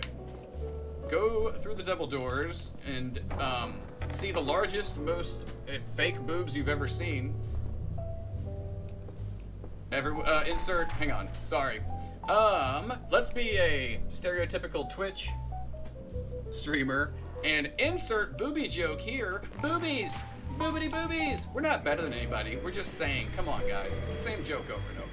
So we run up by the altar to trigger the cutscene. It'll, you know, if you just ran back out of the room after shooting her, there's a possibility the cutscene doesn't happen. So we found out that all you gotta do is shoot her and then whoop. And it triggers the cutscene and you're good to go. Now it's dark, everything is spooky. And now we put on symbol, we rest. This is very, very specific. Symbol, rest, and then we're gonna hop right down here. And we nearly have our TSR set up. So we're just gonna go up to the entrance of the room. Twitch, Amazon, blackout, this is the new WebSocket port changes in OBS. Got me all thrown off. Oh. Yeah, that's why we can't use regular OBS, is because we're stupid. Alright, now we have our TSR active. This is all, again, all of our pacing here, especially with stamina, is very specific. These two dickheads are exactly that. Once we get to this pillar, sprint! Sprint, sprint, sprint, sprint. Don't stop sprinting. Sprint, sprint, sprint. You got plenty of stamina. Keep sprinting. Sprint, sprint, sprint. Sprint, sprint, sprint, sprint, sprint, sprint. Let off. Keep sprinting. And when we let off, we only let off for like a fraction of a second. We let off and immediately hit it. And we usually get enough stamina back to keep our ass moving. All the way down. Now, we're gonna go what may seem a little bit ridiculously further, but those guys can chase you all the way down into that room and kill you, and it sucks. But also, if you did that fight with a +1 halberd, welcome Titanite Chunk for +2. Use magic instead of melee, so I'm always at a distance from him. Never have to worry about the butt slam since I'm geared with mid-roll. Oh, nice. Hitless using that strat twice now. Oh, hell yeah. Our friend TFZ is actually going for a world's first to beat Dark Souls 1 no damage with maximum difficulty, meaning highest level, max level, NG plus while mid-rolling. It's gonna be a crazy ass run, and I really, really, really hope that we get to see it. Whether live or what, you know, we really would love to see something like that. I start from scratch again, revert and recalibrate again. It's gonna roll with the changes. Man, I wish we could do that, except all of our changes are bad. Centipede Demon is the boss I'm worried about for this run. I would recommend CBD for Centipede Demon. Okay, so, we're about to get kind of sad again. This is an option that we like to use. You don't have to do what we're about to do. But, we find it helps us with a boss fight later on. So yeah, go up to your big gentle giant buddy, purchase 4 Twinkling Titanite. Boom. 4 Twinkling Titanite. And then pray that there's no such thing as karma, and shoot him in the head. And then run up the stairs. Now, he could go into a tantrum and do the stompy stompy slam. If he does that, he's going to make himself vulnerable by crouching down and standing there. And then all you got to do is 2 R2s with the Crystal Halberd. But if he does this, he bugs out and he just stands there, and it takes 6 arrows to take him out. 5, sorry, 4, 3, 2, and 1. I mean, I feel bad, but it's, you know. And again, this is not even a necessity. Nuh-uh. Whoever killed that giant by DS3, yeah, grab the Hawk Ring, that's for your bow. You don't absolutely need it, but man, it's handy. And we grabbed the giant blacksmith's hammer. Blacksmith's giant hammer. That's why we killed him. That's why we bought Twinkling Titanite 4. That hammer is one of our best friends in a late run boss fight. So, it's important in the end. We didn't kill that blacksmith in DS3 because his body is still there. See? His body just disappeared. That means it wasn't us. He's in a better place. He's still alive. He went on vacation. Okay, so we're gonna double check our inventory for souls, and now we can level up. First, reinforce that halberd, if you haven't already, to +2. Now, it really kicks. And then we level up, 25. We always, at this point, have 13, 25, 40. It's just, again, our OCD acting up. And now you can also travel bonfire to bonfire. We're going to Undead Parish. There are all the runners doing DS1 in this game. There you go. See, we told him that we would take over his anvil if he just went on a little vacation. So we didn't kill him. Okay, so you have a few things you can do. If you get really comfortable with what we're about to do, you can go ahead and put Symbol of Avarice on. We're going to show you what we think is our safer way of doing it. Just in case things go poorly, we don't expect them to, but something can happen that sucks, and then you gotta restart pretty far back. So we're going downstairs. Remember, poor Andre. Somebody broke in here and killed Andre, and we're gonna find out who it was, and we're gonna kill him. Because I don't even know, man. Andre never did nothing to anybody. Alright, we're gonna hang right. Some people go left, we're gonna go right. Lightning is good, but watch him.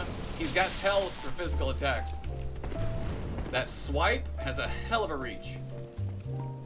But it's the same as earlier. Get around him, whichever way works for you.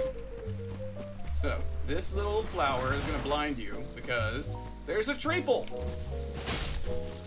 Now, if he drops, there you go. Purple moss or blooming purple moss, it just helps out a little bit later on. Not necessary, it's just useful. So, again, safety. We run up, you're gonna see a triple, there he is. Do not engage him right there, he's on a ledge. And then run up here.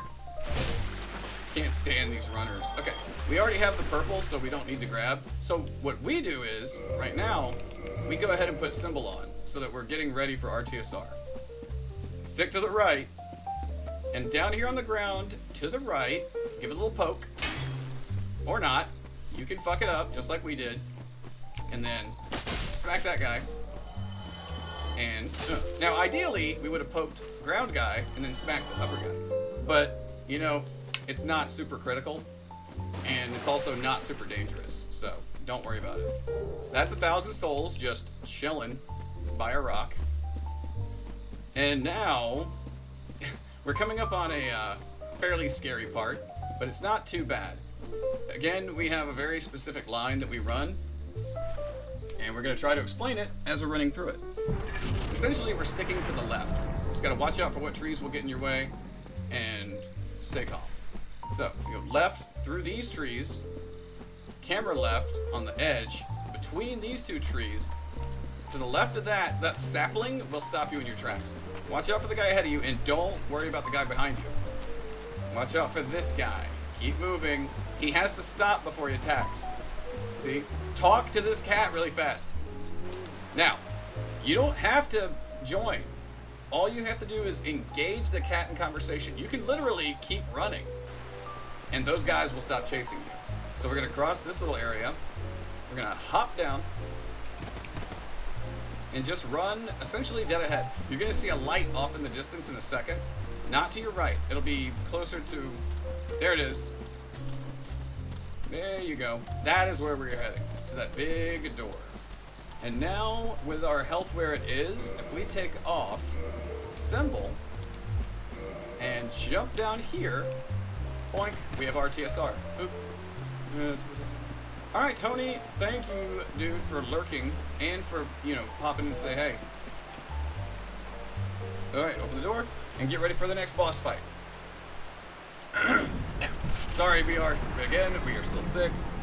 And anybody who's like, you've been sick for like forever. It's correct. And we will be sick until the day we die. Just saying.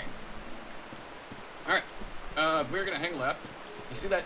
You can't, it's in the fog, it's hard to see. It's that tombstone, that big tombstone with a big sword. We stay to the left of it. We don't want to initiate the boss fight yet. We want to grab this ring first. Hornet ring. Crazy handy for later on. We're going to make a save, and we are going to try and talk about this before we do it. So I'm going to fight Sif. He is a gigantic dog, wolf, with a gigantic sword. There are a couple things that we are trying to do to bait him out. We want him to swipe. We're gonna do this as if we're facing him, like we are. Right to left. We want to swipe right to left. When he swipes right to left, if the sword is pointing left, then we can run up and running R1 in his undercarriage. If he swipes right to left and then left to right, there's a possibility he's going to do a slam. It's not guaranteed. You kind of have to try and engage how it's going. And then you have to watch out for a running slash that can benefit you if you don't get hit, and his uppercut. And the most annoying thing in a Sif fight for a no-hit run is his jumping. He has this habit of doing big hops around the arena, and he can land on you and not kill you, but stagger you, and then run's done. Which sucks because, I mean, you don't want to lose your run. But we're going to try and fight him the very specific way. Super important. Just like Quelaag, we're trying to move in a big circle, clockwise, counterclockwise, whatever you're comfy with. We don't ever want to get pegged up against this tombstone. It'll screw up your camera, it'll screw up your rolling, and if he gets in close and you're cornered, you're pretty much dead. Oh yeah, and the big 360 attack, you'll see that. So let's go ahead and give our first Sif attempt. Okay, that's the 360. We don't punish that unless he's low on health. There's the jump. Let's see. Oh, 360. Don't fall for it. We used to fall for it. Alright, let's see if he'll do the running attack. Nope. Jump. Okay. Nope. He didn't keep it to the left. Let's see what he does. He's really far away. He might sprint at us. Okay. See, he's not letting the sword rest. There's the uppercut, which is quick. 360. He's trying to bait us into old patterns. Uppercut. Roll back. And he's just not giving it to us. So this is a good fight, because he's fucking with us. Alright, when we get around this way, we don't want that wall behind us. Uppercut. And that's the give. On the left, run between his legs, smack him. When the blade is pointing to your left, that's what we want. Just like that. Again, run up under him. That overhead smacks him right in his non-junk. Roll it. It's going to give it to us again. Good set. One more hit will put him into a limp.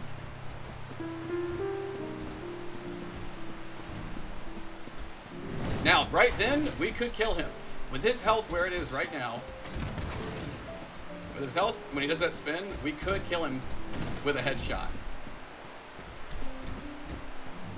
We're going to try and bait him. Okay, he's not going to do the big swipe into a slam. Okay, let's try and bait him into it. Okay, he does that. And then that's the big slam we were talking about. Now, to be safe, once he's limping and all sad and shit, go back to your boat and give him a shot to the head, body. Immediately, we double chug. And then Symbol of Avarice, and we're good to go. So, that was a good Sif fight because he kept doing crap. He kept doing shit we didn't want him to do, but it helped us show you. That's essentially everything he does. All of that. Doesn't have a lot of complicated movesets, but... And I'm very surprised we didn't get staggered by him jumping on our head. So that was a good demo fight. He did everything that he can do, I believe. He finally did the swipe, swipe. Now, when he does that swipe, swipe, slam, it's not always swipe, swipe, slam. He'll go swipe, swipe, and if you stay close to him, we start running at him when he does the left to right swipe, and if he doesn't immediately rear back, get the hell away from him. Because he's not going to do the slam, he might move into another move, like, really quick. So just be careful. So we'll go ahead and pop that 1,000 souls we picked up before. And Sif's soul. And yeah, we're gonna bone back, and where are we gonna? We're gonna go back to Firelink, but we think we're gonna end up in Anor Londo. Now we're going back to Firelink. Never seen anyone get hit by Sif jumps. Dude, I have seen some of the strongest reactions to hits to Hob getting hit by Sif jumps. I've seen that man get furious, even though he's no-hit this game a ridiculous amount of times. So, now, Giant Blacksmith Hammer comes into play. We are going to go reinforce it with the Twinkling Titanite we bought, and the tube we picked up earlier, to a +4, which is a really, really solid weapon. And this will be able to go to 30. Yeah, you usually be able to get to 29 or 30. You think we've ever had strong reactions to getting hit? I mean, we always try and say, we're very mellow. Even at our most irritated, we're very mellow compared to, like, you know, the most popular runners. Okay, so we got our hammer. We're gonna go talk to Frampt real quick. And by talk to Frampt, what I mean is we're gonna fall in this hole and hit him. There's absolutely no reason to hit him. It doesn't do anything except make him go, whoo. This is funny to do. So let's go ahead. We can't progress until we do this. Put the Lord Vessel in place, and then back to Firelink, and then question why sometimes when you bone out or teleport, sometimes it starts on no, and sometimes it starts on yes. We can ponder that for weeks on end as to why the game likes to fuck with you like that. Anywho, that's our personal thing. So this is what we'd like to do at this point. We go ahead and break the FAP ring and put on Slumbering Dragon Crest. So we just have it on, ready to go. Frampt is going to be all disappointed in you and whatever, who cares. We're going to go left. I didn't mean to roll. We're going to go left, run through the graveyard, and also this gets us prepped to be more conservative with stamina now that we don't have the FAP ring helping. So run between them. We always get stamina back right here at the bottom. Keep moving. Move around them, stick left. Usually I wait until the last segment, little stamina back. And you're good at this point, stamina back. So what we're going to do is, we're going to run right through the doorway and immediately turn around and come back here. And wait on the Skelly Man. There he goes. Perfect attack. And he'll do a swipe, and then you just... Now, he's not dead, because his Necromancer's not dead. So we want to run down here, stick to the right for the exploding skulls. At an angle, R2. You want an angle so you can whack him right through the corner. So again, we're gonna keep forward momentum, keep running through here. There's skeletons waking up. Don't worry about it.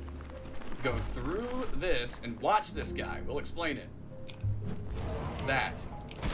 Okay? There's several ways. There's what we've been able to put together. There's 3 different ways that this can go down. You can run in and run directly at him and hit him. If you don't see his hand turn orange, I mean, basically anticipate he's going to shoot you. But if his hand doesn't turn orange, then you can run up on him and one-shot kill him. Or what just happened, halfway down the ramp, he charged up for it. You'll always see the fire coming. And the third way is, the second you see him, he's ready to throw fire. And that one's really easy to dodge because you can see it coming a mile away. But yeah, 3 different ways. If you really want to play it safe, you just, you know, basically roll at the bottom and then whack him with a rolling attack or something. He can hit you. He will hit you. It happens. It happens to everybody. But he's relatively simple to deal with in that regard. Alright, now, I know that we just switched to the hammer, but we're going to go back to the halberd for now. Hit the switch. Oh, we need to make a save state right here. This is where things can get a little bit... Things can get goofy down in the catacombs. So, we will save right there. Go down. Alright, TFZ. Well, we know where we are. So we're gonna run out and to the left. We have slumbering on. I don't know if it helps or anything, but okay, so right here. We've noticed this could be a problem for people. We corner and we keep him where if he shoots fire at us right now, it will not hit us. But let's see if he'll shoot.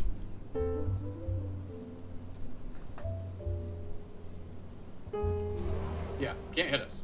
So now, we have seen an issue where people will come around this corner and they'll come up here and he'll start wandering back and forth.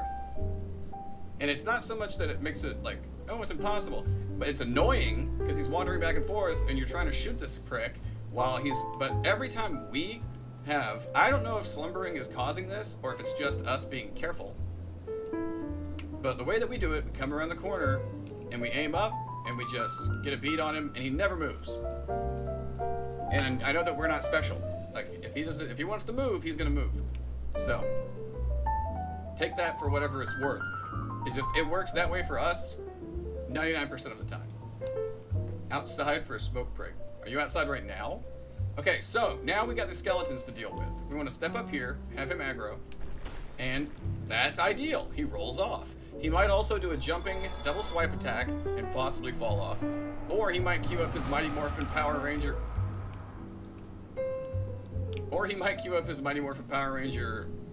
M. Bison Psycho Crusher and try and come at you.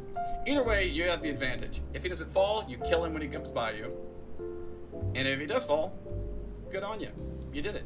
So for the next one, we want to stand right about here and give him a little incentive. And we're gonna wait a sec. He'll coming at us. Let's see what he primes up. Okay, he's gonna do the double swipe. One and then swoop. There he goes. That's ideal. They still have those other attacks they can do. But as long as you stay calm and manage these positions, you will be okay. So, wait right here, and then to the right. So if he doesn't even, oh, wait, okay, he fell off. Even if he hadn't fallen off, if he stood up and queued up another attack, then you're pretty defended right here. And anytime they execute an attack, you have a huge window to just be like, poke. And just poke him out of existence. So, we're gonna run up here. And get on this ledge. It's a little sketchy looking, but you'll be fine as long as you hug the wall. So the skulls, all the way over there, those red skulls are, which means we roll directly ahead of ourselves. Spam, roll. Ah, shit. Well, gonna roll through this. Now, I know a lot of people don't do this. We're doing this for safety reasons. We run all the way in here. We had somebody ask us in the distant past, why do we run all the way in here? There is a remote, but possible scenario where a skeleton from right around that area will be right behind you. Essentially, will drop down, I believe. And with what we're about to do, we do not want a surprise skeleton fucking landing on us. And it's a skeleton that we can't kill. I guess he's attached to another necromancer, pyromancer, and so he's, you know, undead forever. You only need to wait in here for about 60 seconds. If that. That's just 60 seconds is us being safe. So make sure, heal. We've made that mistake before. And kill to run. And we're gonna go back out here and keep your eyes peeled. Go out. So see, now everything's good out here. Watch this, the head boys. Step up right about here. You can just step off, try to get a safety roll. Now, again, we have Slumbering and RTSR activated, well, on. What we like to do, now this can go two ways. We are about to do a plunge attack on a bone wheel directly below us. You can see another one all the way at the bottom. Best case scenario, we kill the first one, the second one has no idea we're there, we make a break for it, good to go. Bad scenario, kill the first one, the bottom guy freaks out, goes rolling incessantly, we gotta wait on him to stop, and then we make a break for it. So let's see which way this is gonna go. Carefully step off, no crazy running. You will miss that ledge and land on the other guy, and that's it. So we sneaky, R1. He did not see us, so we equip Symbol of Avarice. You can keep the camera on him if you want. That is where the Slumbering Dragon Crest comes in crazy handy. So yeah, we're good on that. We're already getting RTSR set up. Now, we don't want it set up before this fight. We want it primed to set once we start the fight. So we like to let our health run down to like right around the notch, that last notch. Oh shit, there we go. That's still okay. You can go that short. I think you could even go shorter if you wanted to, but we like to keep it ahead of that first major notch. This is Pinwheel. This is the fight that people will make jokes about being the easiest fight in the history of Derp. And it's like, it can be an easy fight. It can also go very poorly, very quickly, and it has ended some prolific no-hit runners runs. It has ended multiple god runs. And people like to bluster and be prideful and sit there and be like, well, oh, that would never happen to me. Yeah, our very contradictory attitude is, it would never happen to you because you would never try.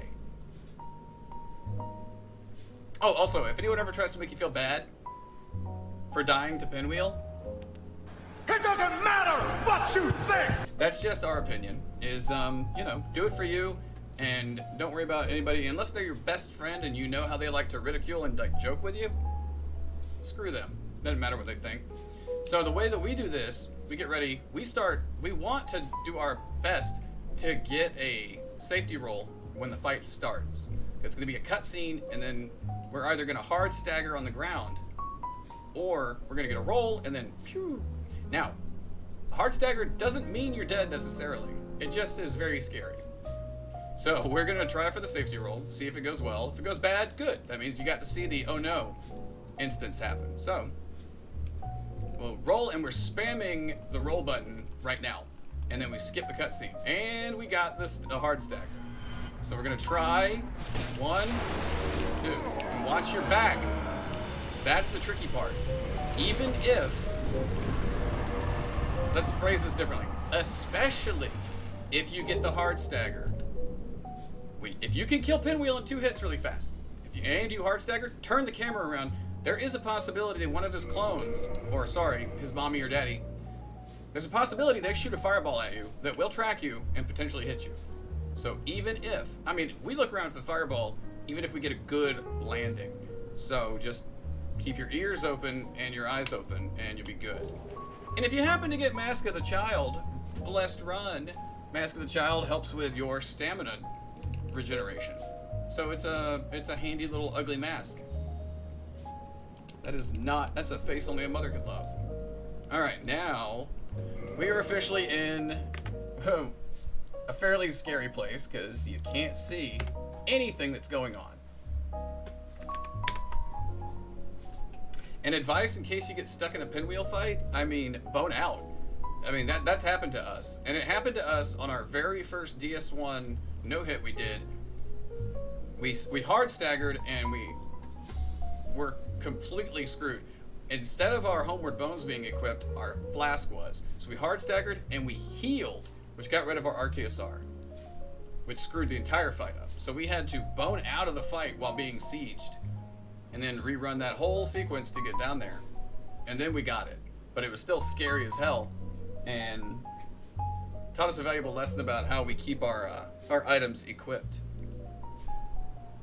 Okay. So this is tricky to describe because this is something that no matter how well somebody describes it, you have to watch it over and over because it's quick, it's dark, and it can be tricky. So we're following the little prism stones, purples, and until we get right here, this is a good safety spot to start. And remember, make sure slumbering is still active. It'll help. Sounds tricky. That's not right, buddy. Stop advertising. What's up, Septus? So we're gonna run straight across this. Look ahead. You can see that green light, and you can see skeleton eyes. Roll. And once you get right at the end of this one, you can jump. That's not a good landing for it, but we still hit the incline. And we walk next to the ladder to the left and hit the bonfire. Again, this is all in the dark. It'll take many, many views and practice to get. And we're not done yet. We're just still on the first part. So from the bonfire, you can go right here to the ladder. How are you doing, Septus? And you want to angle that. Like, usually we use this big leg bone as a exemplar. So go left, follow the wall, look for Deputy Fuckface right there, Patches. Let the cutscene play. No, the kick does not count as a hit. We have a good sense of humor, but I mean, we've been watching no-hit videos for about the past 7 or 8 years, roughly, and, you know, some shit just gets old. Alright, grab the soul, and the shrunken head. It's a skull lantern. It looks like a shrunken head. And then we're gonna bone out from there. Highly, highly recommend against exploring. Okay, so now we're gonna warp back to Firelink. Don't even worry about the souls you picked up yet. Don't worry about any of that stuff.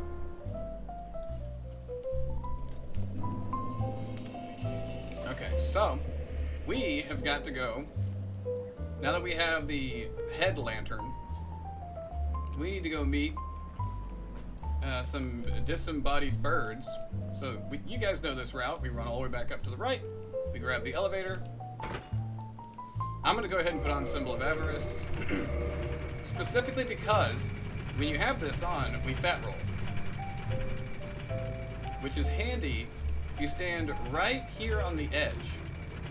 Right on the edge and roll, and you land directly on the platform. It's quite useful. Framp looking ass. What? Framp, huh? I mean, Framp looks like Framp. I don't know who you're talking about. And curl up in a ball. Because either the bird is just really nice, or the bird is nearsighted and thinks that you're actually like an egg or a bird. I'm doubting all of that. I'm just gonna say that it's in the script. There's plenty of stuff that From Software put in their games that they just were spitballing ideas and they don't actually have any explanation for it. People would try to challenge you and be like, yeah, like what? I don't know, pick something. I mean, it's very easy for somebody to be like, so when you made this, were you thinking about this? They can just go, yeah, that's exactly right. That's what I was thinking about. So it's very easy to take somebody's interpretation of what you do and make it seem like it was yours. Okay, now that we're here, what we want to do, okay, you could go for super duper safety strats on this, which would entail getting RTSR set up, and then activating the hog ring and shooting all 4 of those hollows down there. That is an absolute guarantee that nobody will interfere with you. But once you've done this enough, you'll be good enough to be a little bit quicker. And they're not guaranteed to aggro to you every time. But absolutely have slumbering on here, where once you start stepping forward, these dickheads will be on you. It's unpleasant. So what we do, and this is, be very careful. We're gonna go here, exactly over here. We're gonna carefully drop, boop, and we're gonna step onto this nest, skip the dialogue, go to your main inventory, go to your weapons, skull lantern, drop, and from here immediately go to quit and reload. That's the main way, other than boning out, that's the main way to get the item to spring. So now you have your beautiful fog ring, which, go ahead and equip it. Whoops, my bad. And then bone out. That's all we go. We get the head lantern, go get the fog ring. Now we have slumbering and fog. And yeah, it's crazy handy. We're not gonna make a save because if we die, we'll come back right to the bonfire, so we'll be fine. So up the ladder. This is a little bit scary. And we know we're in the right direction because that, so we usually break that, run directly ahead. You're gonna hit this wall that's going around this way. So follow the wall, it cuts a hard right, and roll. Usually roll twice. There's a bone dog there that you don't want to deal with. So through the door, you can roll through just to make sure you're safe. Run ahead, and you're gonna fall, and then roll right. And roll past that guy. You're gonna fall down here. This takes a few tries to watch and learn. Cut around the right, down this little slope. Usually we get about halfway. Drop to the left and left. You'll figure out your own way to do this, but all it takes is watching it and copying it. Watching it, copying it. Watching it, copy it, you'll get the rundown. Get out of the ring of fire protection with your head.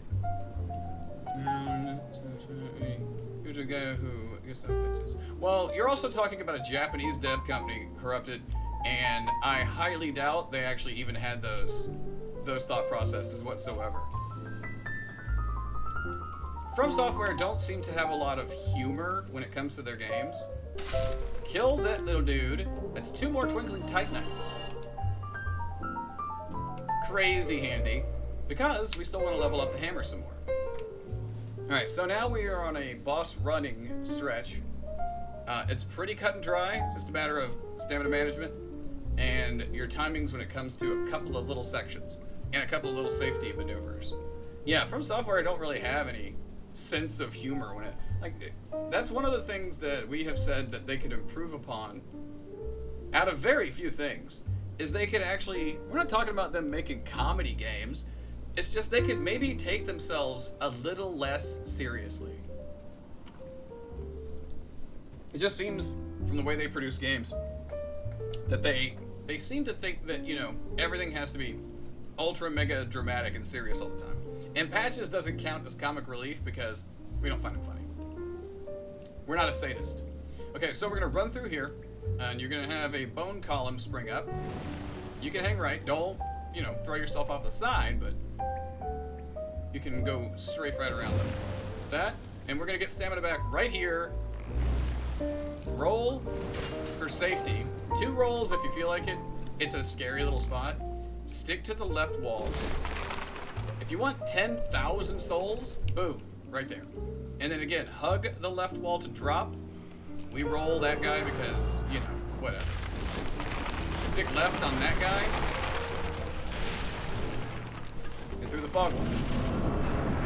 The reason why on that second pinwheel we say to stick left, if you run directly up to him, he may not hit you, but you can displace the way he's standing, and he'll like shift off of a level very minorly.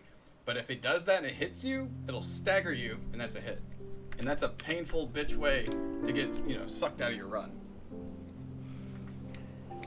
So yeah, that kind of sucks. All right, now we have Nito. Nito, he'll turn out to be like kind of a scary fight. But I feel like most people get really, really comfortable with him.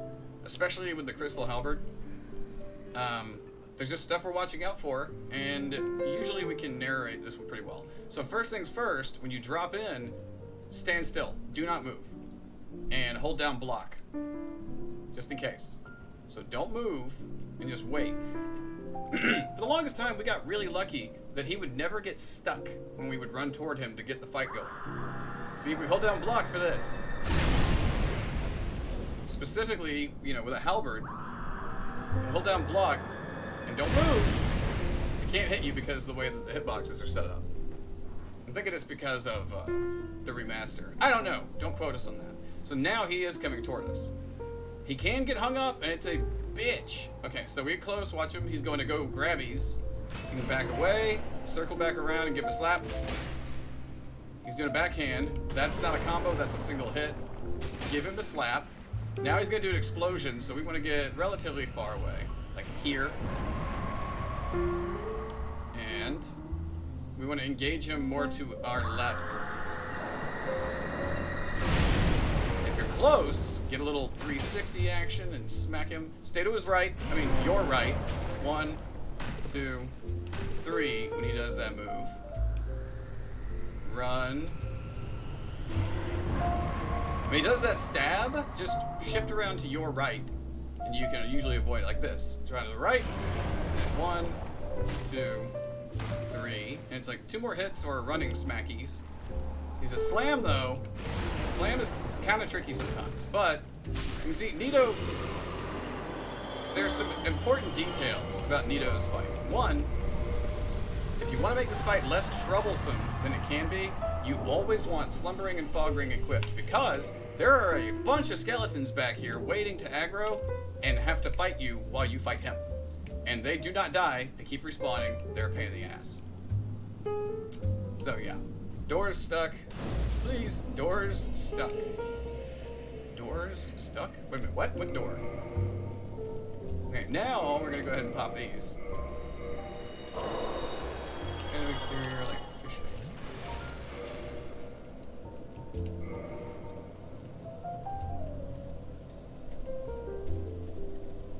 Oh my god, you guys. Quit spreading your lies through the chat. Alright, that's just us getting all of our souls popped, and now we're gonna level up. Let me see, 15 and 35 would be ideal. Nope. Alright, 1534. It's fine. And we're gonna warp to Anal Lando. Alright, careful with the cap spamming. We are now getting into multi-spam cap. You know what? Actually, it's Aloshay. Spam all the caps you want. We haven't really, I just realized who I was telling that to. If there's at least one or two individuals here, Aloshay is one of the few that is allowed to spam caps. Anal Lando. Anal Lando. Excuse you. Excuse you and squeeze you. Oh, we are charging up our TSR for our own reasons. There's no real... We don't really need to do it. We can actually equip the hammer. Unequip those. Put on the hawk ring. Get rid of RTSR. Get rid of symbol. So, we want a clear shot through here. Oh, our phone's charged. Okay, hawk ring gives us a better zoom, so we can shoot. He's gonna come at us. If you get the hammer ready, it's only gonna take 2 R2s to take him out. So wait until he hits, and then lifts his head up, and then R2. Back up. He's gonna charge you again. R2. And there he goes. Okay, now we want to put on Fog and Slumbering again. And we can go ahead and put our bow on. An out of context res compilation. You'd have to ask Tony about that. He's the editing wizard. You think that we can do that? Jesus, we can barely sit upright when we're not streaming. Alright, we're gonna cut around this guy. 99 times out of 100, he is going to miss. Grab the lever, and if somehow he's right behind you, just roll and get out of the way. Okay, so this next part can be a pain in the ass. Slight pain in the ass. So what we're gonna do is, we're gonna step in a very specific spot. We're gonna be right here by the door, by the portal. Don't move. We're gonna unequip Slumbering. And don't worry about, you can see the dancing douchebag way off in the distance. Don't worry about him. We are gonna shoot this pillar right here. Precisely right there. And wait. We're waiting on that guy below. He breaks the music stand. Let him get a little further. Shoot another arrow. Before he turns around. There you go. We want him to get at least halfway up the steps. Another arrow. We can creep forward slightly. Now we want to aim at the wall to the right of the pillar. We want to attract all of these jerks to one area. See that guy who's popped up in the background on the left in the door? That is who we're trying to get out here by shooting the wall. He can spring on you, and man is it annoying. So once he gets close, we'll fire one last arrow, try to quickly switch to Slumbering, and take our ass running this way. Watch out for him. He's channeling... Okay, that's actually great. He's channeling his stupid little dance. Meaning we can cut left, all the way here to this little astrolabe, around the right, into the bookcase, to the right, left up the stairs. Don't worry about these guys. Just sprint, sprint, sprint, sprint, sprint. On your left. Sprint. At this point now you can kind of relax. And then move it. Get rid of your rings. And activate the ring of sacrifice that you picked up earlier. Now, there is... Okay, we break the box office, which is what it looks like. It looks like an old school box office. We break that because it can get in your way and it can get you killed. So the reason we're making a save is this guy is usually not that bad of an issue, but he can kill you. So it's a pain in the ass. Oh, and we do recommend, even though now, according to the rules of Team Hitless, if you get cursed in the upcoming segment that's about to happen, it doesn't count as a hit because it's technically scripted. But it's a pain to get cursed. So if you have RTSR active, then you pretty much avoid that completely. We'll explain more once it happens, but it's good to have low health. I mean, it shouldn't matter if you have low health because we shouldn't be getting hit, right? So we're gonna run down this hallway. There's a crystal soldier. And he's gonna chase us. Boom, now he's onto us. We usually come back here, stand here, see what direction he's gonna go. If you are worried about him hitting you when you run past him like that, roll. Double roll. Doesn't matter. Just be safe. You can knock a roll out. And now we need to whack this little guy. And now we have enough Titanite for a +5 blacksmith giant hammer. So, walk through here. We're going to go ahead and put our hammer back on. Aggravate this douchebag. You have your ring of sacrifice on. So, you're going to keep your souls and you're going to keep your humanity. So if you didn't have RTSR, you might end up staying in the arena alive long enough for Curse to hit you. Curse sucks. But no, RTSR, low health, you're good to go. Instant death, you're fine. Just void your run. How about new? I think Dr. Evil said it best. Just avoid your run. I wish. You can do any attack to this guy and take him out. We can literally punch him. He's the weakest guard in the history of guards. So you kill him, you grab his key,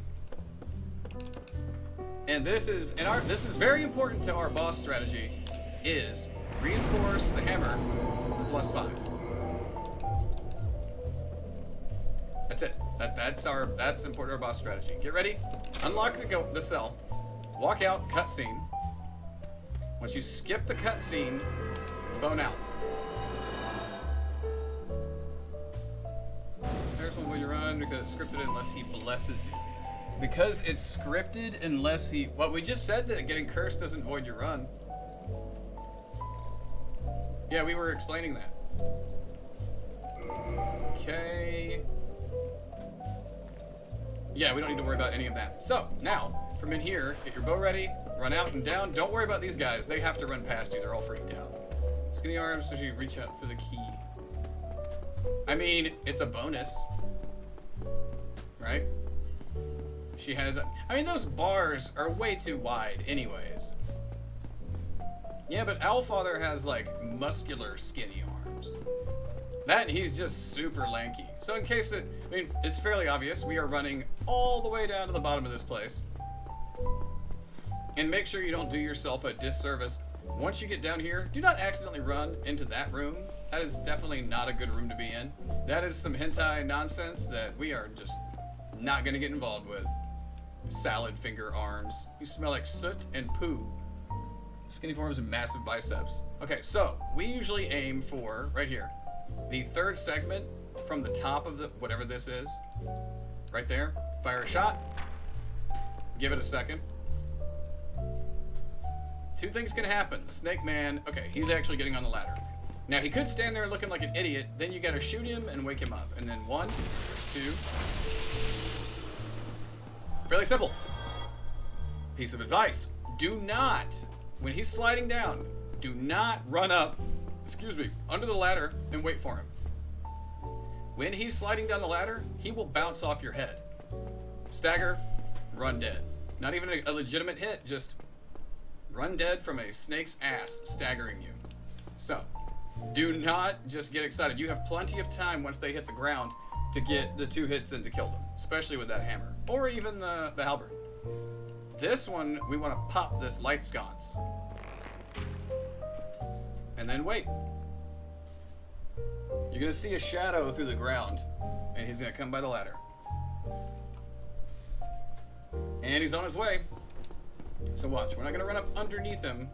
There we go. And then 1, 2. As soon as you get teabagged, it's a win-win. I mean, if that's a win-win in your book, then happy Saturday. Alright, we put on Slumbering and Fog for the next enemy we're gonna kill, just to be safe. And we have the hammer or the halberd, doesn't matter what you use, just kill this prick. So we just run straight at him. Yeah! Alright. Word of warning. every now and again, based off of whether you're doing a counterattack to him, which is hard to gauge, or if he dodges, it could take you potentially 2 hits to kill him. So just, you know, keep an eye on that. Open chest, grab gigantic key, and bone out. Bone out. Oh yeah! Indeed. So, we don't run anywhere yet. We now switch back to the halberd, which we'll explain why in a minute. We're gonna make a save because this is pretty precise. And we had some bullshit happen to us last week that has never happened. It'd be great if it happened again. We can't explain why it happened, but, you know, showing somebody something that never, ever happens can actually be very handy. But we'll explain it as well. So, you want forward momentum all the way for the next, like, 30 seconds. So go out to the left, run, up. Remember, those snake guys are running. They're not after us. They're running from the squid kids. But they're still coming. Climb the ladder. Don't worry about them. They're fine. Climb the ladder. When you get to the top, you're going to open these big doors with the big key that you found. This is a lot. It's going to sound like a lot of stuff that we're doing all at once, but just... So, what we do is we run, cut a sharp left, we get stamina back a little bit here, run straight through these guys, straight through. No hard left, no nothing. And then stop here and watch. Okay, so what can happen here? When you run past those guys, it can get a little scary. The guy on the left that we ran past, he can shoulder check, but he's not going to hit you. As long as you are at a full sprint when you run through those 2 guys. The first guy's not going to shoot you, and the second guy's shoulder check is going to go behind you. It can be a little bit freaky, but don't slow down. You minimize the risk of him chasing you. He can start following you. A couple things can happen. He'll follow you, he'll stop halfway, turn around, walk off.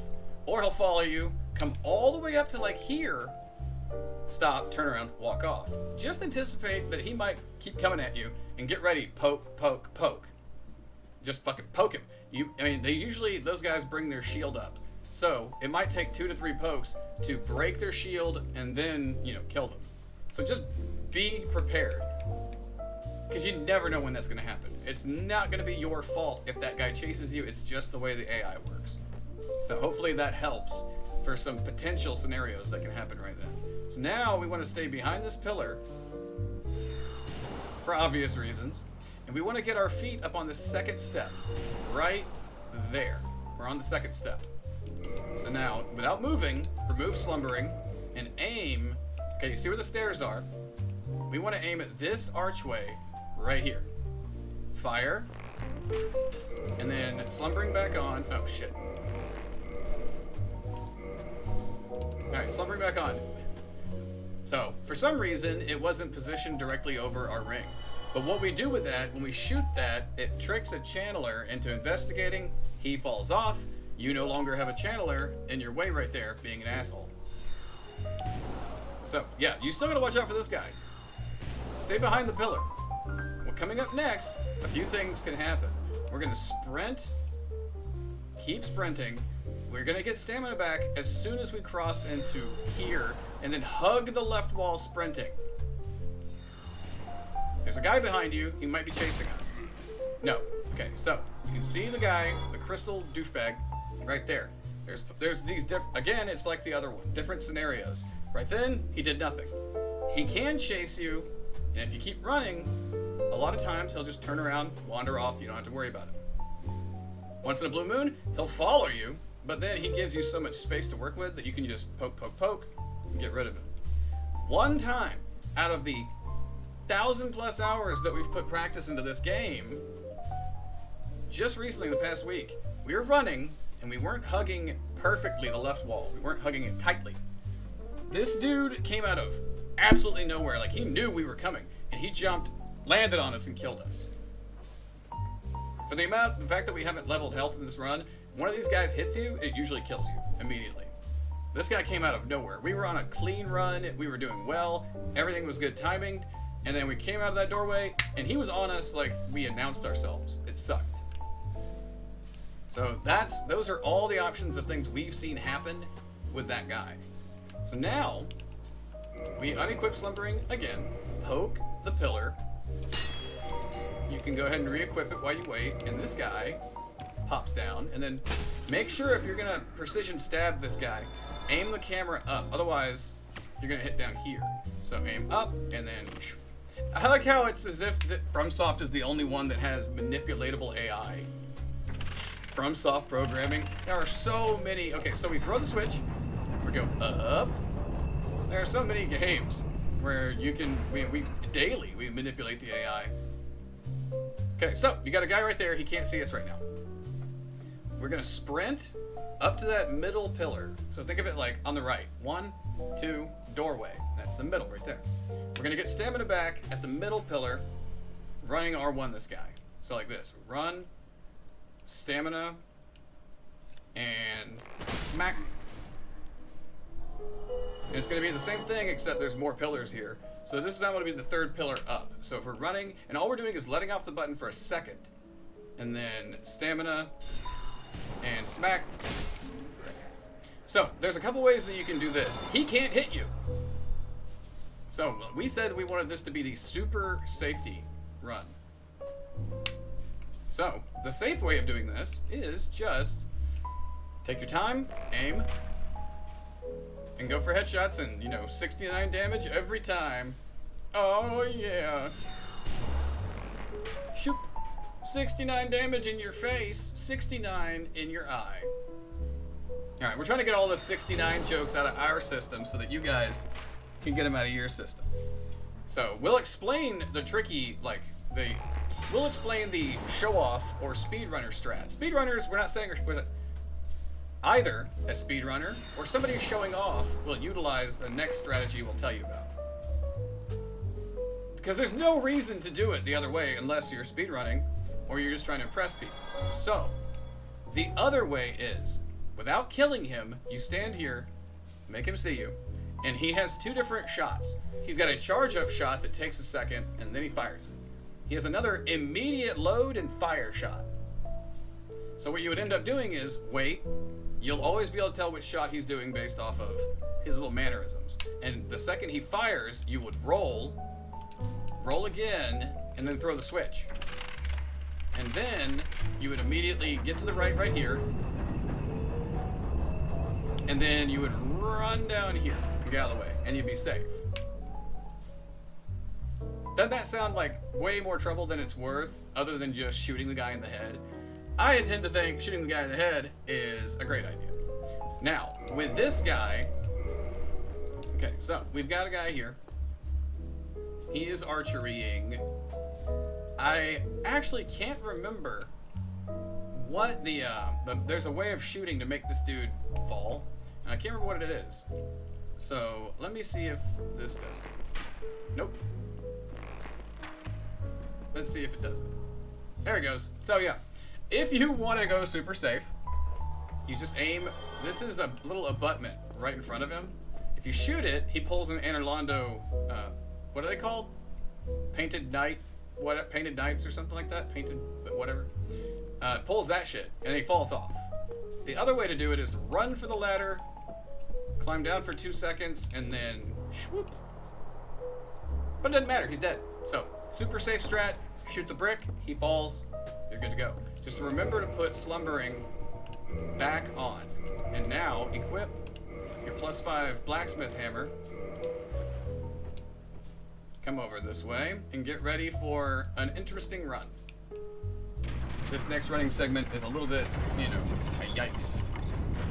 So we're gonna make a save. No, we're not gonna make a save right here because this is not our problem area. So remember, fog ring, slumbering, active, hammer out, bow out. Good to go. Sprint. There's a guy behind you. Don't worry about him. Just, hit the fog wall. Drop. Don't worry about your health. If you're feeling worried about what we're gonna do next when it comes to your health, feel free to stop after that drop and heal up. You don't have to, but if you're feeling like, ooh, I might need a little bit more, go ahead and chug. It doesn't hurt anything. You have Symbol of Avarice, so you can just activate RTSR whenever. So we run down into the crystal cave, bank a right, look for this guy, stick to his right, your left, and just book around him, whoop, to the right, and then over this, down this, and right into this crotch, and then fall, and you're good to go. What I like to do is go ahead and get get RTSR primed without getting it set up. So we stop right here. This is where we're gonna make a save, because this is where stuff can get a little bit, yikes. Just because it's a relatively tricky spot. So usually if you get down to about there, you're guaranteed RTSR. So from here, we're gonna make a save.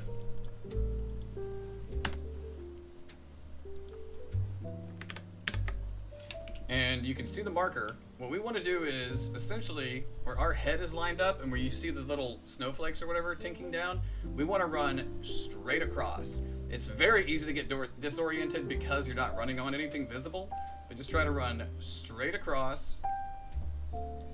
See, it's very tricky to like, oh, the next one you have a better visual aid. So what we like to do, this is another strat from our friend Nick Fleury to give us a little bit more insurance. So we take off slumbering, we aim up behind and to the left of this guy, fire, put slumbering back on, and take off running.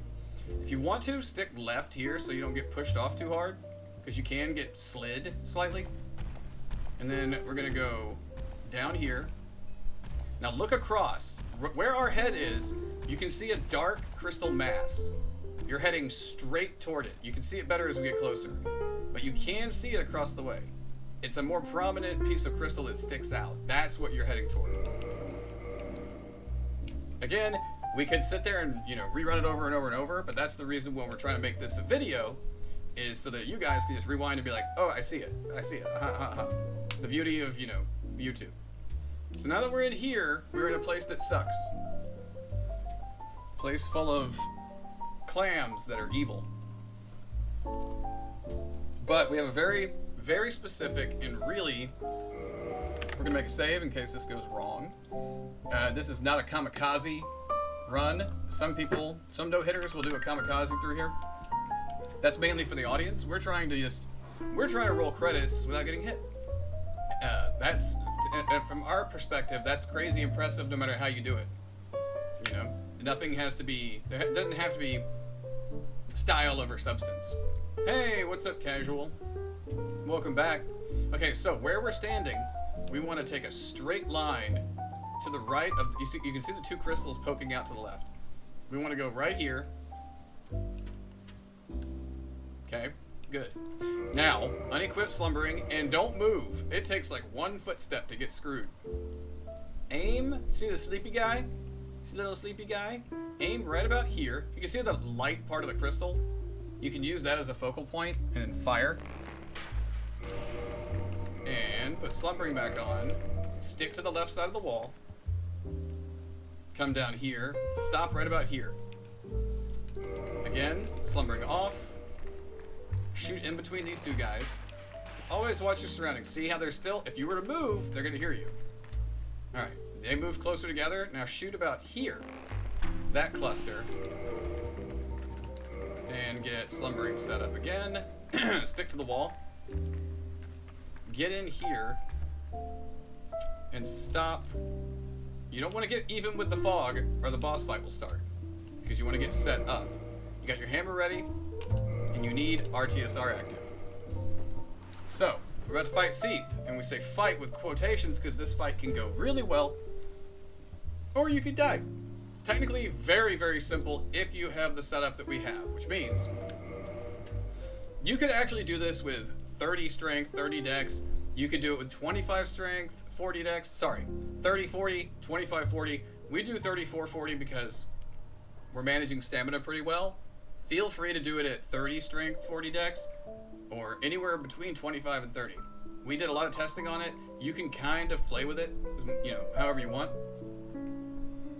Oh, and yeah, casual. Again, we're doing this as a tutorial, but we're still talking to you guys, so people don't need to feel like they can't talk to us while we're doing this. We can do both, so to speak.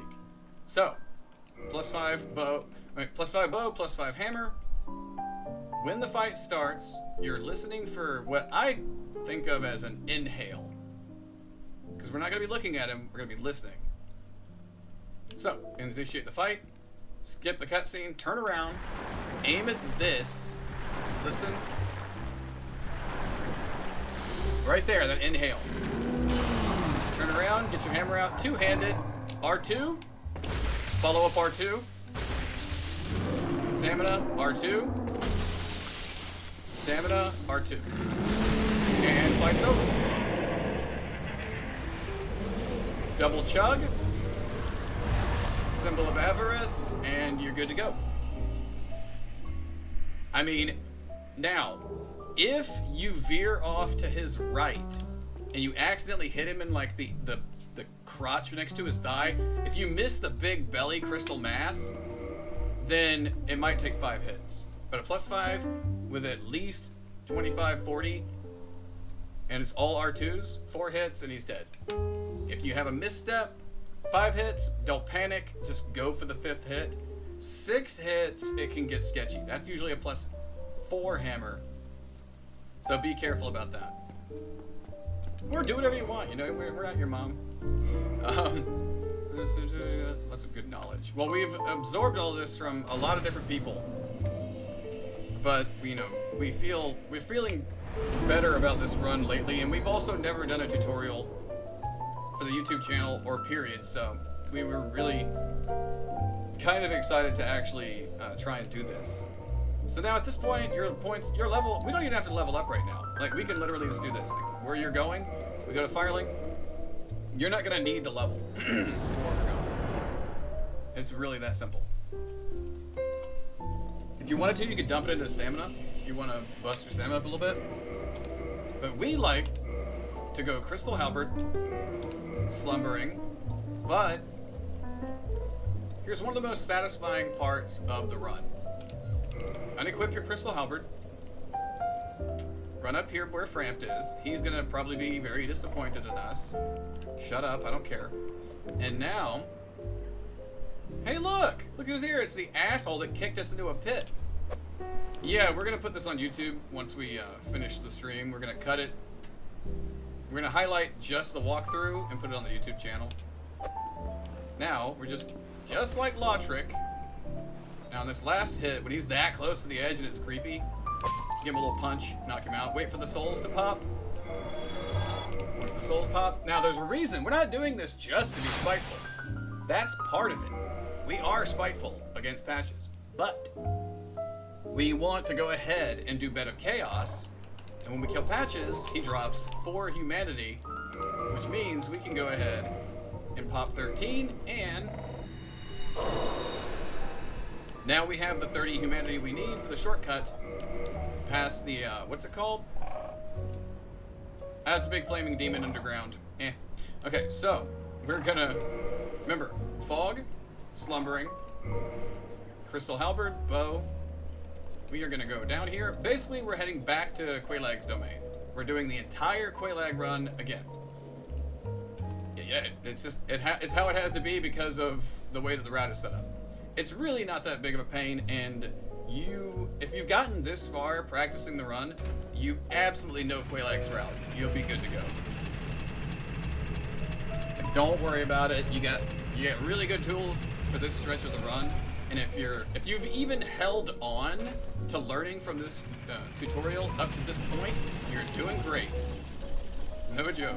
To even consider practicing and learning a route for a hitless run is impressive. So, unlike us, don't beat yourselves up too much no matter what happens. We just have serious, issues. So we're going back across. Again, it's like Quelaag's run all over again. Except now we have Slumbering and Fog Ring, so these guys are going to be very, very slow on the uptake. They're not going to be super bright. See, check them out. Watch. Slow. Slow. Not to mean they can't hit you. They're just a lot slower than they used to be. So we're going to follow the exact same somersault test going down through Blighttown. Remember, this is a good way to show it again. Next to the ladder, easy drop. Don't roll, don't run. Just drop, walk. Walk, drop. Immediately roll, roll. Oh, sometimes that breaks out. Right here, boink, backwards. Personally, we like to heal up. Wait, remember you can roll or walk off. Excuse me. And now we just wait. Now we do have a blooming purple because we got one earlier. It can be purple or blooming, doesn't matter. It really just saves us having to heal on the regular in this next part. So, like we said, it's literally the same damn route to Quelaag. Go this way. He's having a harder time seeing you than he did before. And then roll it, roll it. Yeah, see, he's a little bit confused. I guess they can smell us. You don't really have to watch out for those guys as long as you do not go around the left side of any of those. Because they're pretty fast at throwing giant boulders at you and trying to crush you. So since we do have a purple, we will go ahead and cure poison. Good to go. And while we're on the way... Nah, we'll do it in the moment. We were gonna do some ring swapping, but we'll do it in the moment. And then, you know, once you've worked on these runs for a long enough period of time, you'll get your own speed. Like, you'll get fast at ring swapping. You'll do item and weapon swapping out at your own pace. It's just one of those things that you'll get better at by doing it on your own. You know, anytime you see somebody who's doing a run, they're just like they're just menuing super fast. That's just because they've had tons of practice. That's it. There's not some miracle skill to menuing. It's just a matter of repetition, practice. So, we're gonna drop down. Make sure you heal. Bloop. And look for... So that's where you got to Quelaag. No, sorry, that's where you got to Ceaseless. We're an idiot. But to the right, there's this. Illusory wall, this guy. Be careful talking to him. If you speed through his dialogue, you're gonna have to kill some worms. So, 1, answer yes. Get through his dialogue, and he will get out of your way. If you kill him, these very deadly, dangerous worms will pop out of him, and you can shoot them with your bow. 1 shot each. It's just kind of a pain to have to do. So, you know, it's whatever. And then we rest and talk to this poor lady. What you want to do is enter Covenant.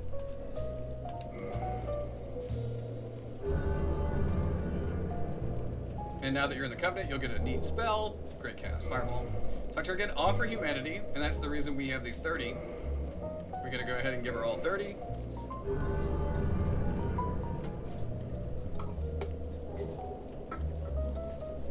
Got Chaos Storm, and we're good to go. Now we have the ability to get through a shortcut that keeps us from having to fight, and, well, keeps us from having to run through an entirely, really screwed up area. So, we're good to go here. And we'll just... Now it's like we're heading to Ceaseless, but we're taking the scenic route. So remember, this is the Devil's Colon. We are just sliding through this. This is a very unpleasant looking area. Probably smells pretty terrible as well. Alright, instead of dropping down that way, we're going straight down here. Straight down, more down. Oh, wait, sorry. Slightly more left. We're going all the way down. Checking in from Raid Night. Raid Night? What are you, Destiny raids? Alright, we want to go down to where we won't die when we fall. So we drop here. There we go. Hang around to the right. Now we're about to do a precision shot that's really fun. Especially when it works on the first go. We want to go, see, there's that gap, but we want to go to this gap. You can see that demon. Right here. Right on the ledge. Right here. Right here. So, now, you can swap out to Hawk Ring, or King's Falls. Oh, nice. Okay, so we're on Hawk Ring. Make sure you don't have Slumbering on, or he's not going to hear the shot. So, what we aim for is, see those columns? Columns.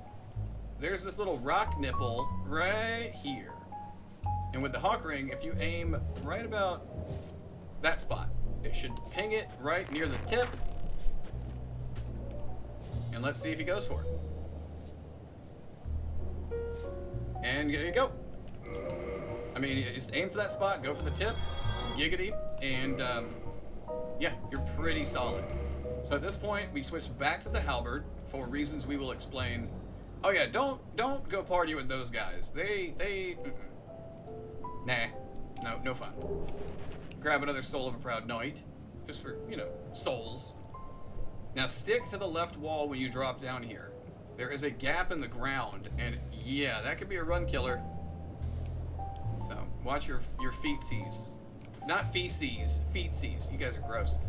And hug the left wall. Keep giving it little hugs, little baby hugs. And you see those two guys? Yeah, that would totally suck to have to deal with that. So drop right here. Don't worry about what just popped out of the ground. Grab that, and then run through this little... Just cut across. Proud knight. Soul of a proud knight. Okay, so we're gonna run toward this thing, and then charge. Yeah, running R1. Kill it. Don't worry about what's down there. Don't even look at it. Okay, and yet again, we're swapping back to our bow. We're swapping back to Hawk over Slumbering. And we are going to try and shoot this guy wherever we can shoot him. I mean, if it hits him in the dick, ha ha ha. Shoot. Get his attention, back up, and now shoot about halfway down. And now shoot about here. We're just trying to keep his attention. Good. Now shoot kind of around here. You don't want to get too far away or he's not going to hear it. Keep shooting until that happens. Sometimes, you know, he'll goof away and he'll try and run off and blah, blah, blah. So just keep shooting within proximity of him and turning him around until he finally flings himself off the side. Now that's all good. Oh yeah, we don't actually need our melee weapon right now. So just run straight down. We do have Slumbering and Fog on again. Pay no attention to what's going on around you. It's a lot of stuff. Just keep going straight. Don't worry about that guy. You know. Noit's fave weapon was a knife. It was a sword. A sword. A sword. So we cut. So the reason why we got the shortcut is so that we don't have to go through there. That's a boss fight that we don't want to fuck with right now. That's an all bosses fight.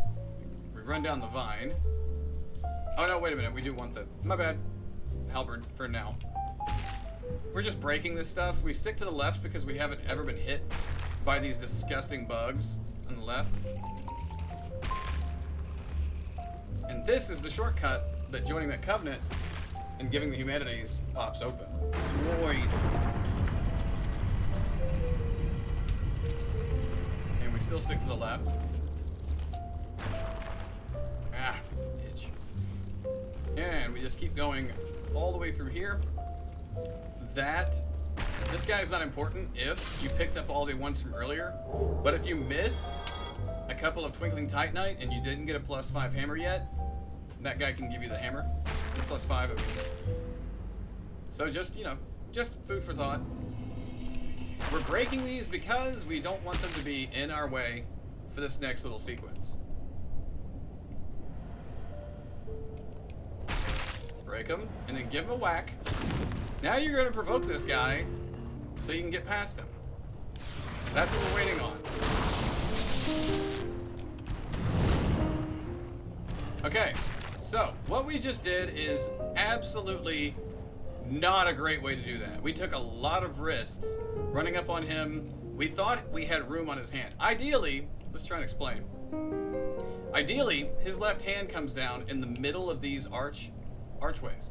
And when he throws lightning, that is the best time to run past his left hand. Get past him, run, turn the camera, and deal with him. He gave us that attack really early. He has a habit of jumping in the air at you and slamming his weapon to the ground, doing a big sweeping attack, and just doing those two things over and over again. Always watch. If he's gonna throw lightning, watch his left hand. As long as it's not next to a pillar, you can get past him. We goofed. Luckily, we've done this a lot, and we saved it. But you'll definitely get your own feel for it. Just lightning, middle area, run around the hand, run around the hand. Talk to the hand. I don't think you ever want to run around where his weapon arm is. That thing has crazy reach, and he's a bit of an asshole. He might land on your head too. This is how you save Solaire.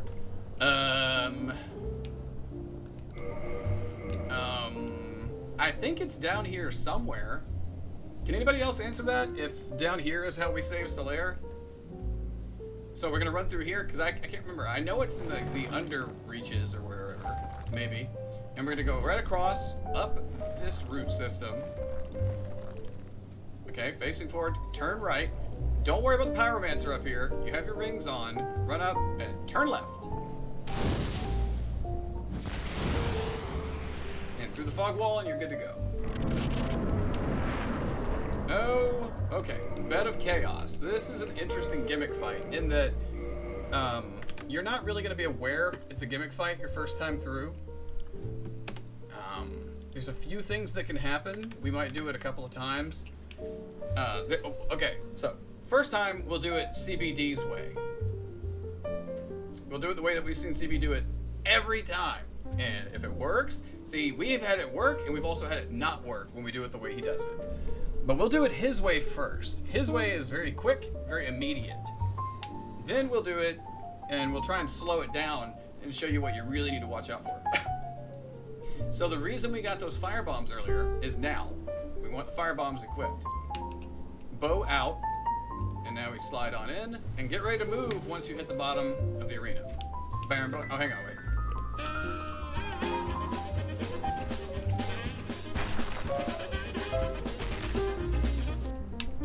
Alright, that's good. You know, we'll probably get sued on YouTube for it, but it was worth it. So run immediately. You saw us do a safety roll, and then run, and then stop because she is going to swipe. And now you're good. Now you can plan out how this is going to go down. You have time now. You're good.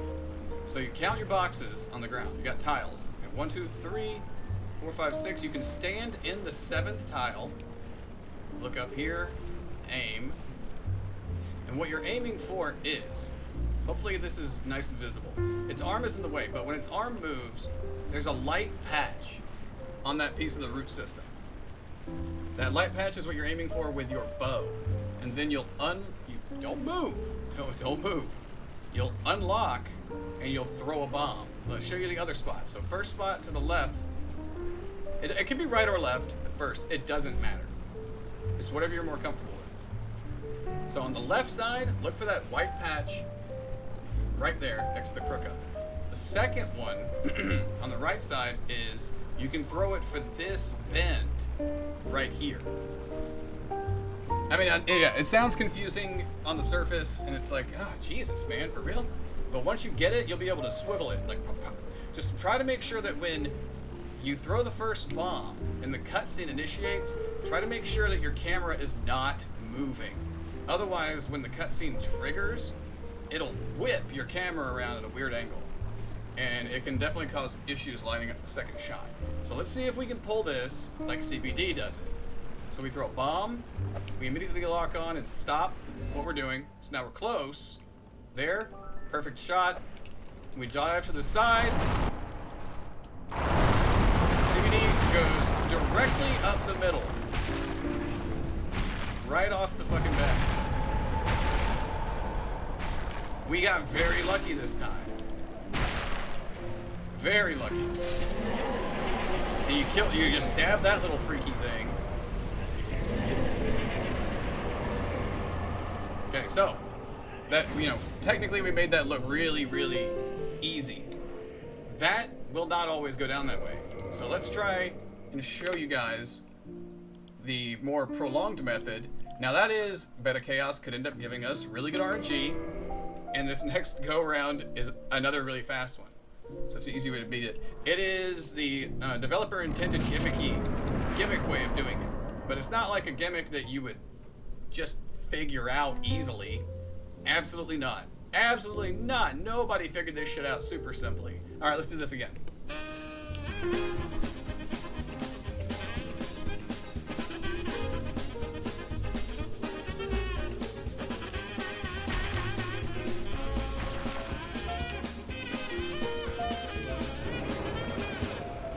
Pretty good. That's pretty decent timing. I mean, we didn't time it to that, but that's fairly decent. So yes, again, run up, sniper. Hour 3. Hour 3. What? Flying toasters? Why? What's up with hour 3? Corrupted. What's that matter? Just acknowledging it for some reason. Are we going too slow for you? I'm sorry if we're trying to share incredibly useful knowledge with as many people as humanly possible about how to do something, in our mind, very impressive and time intensive. Okay, so we aim at that white patch. Well, hang on. Let's actually get dead on it. There. Throw.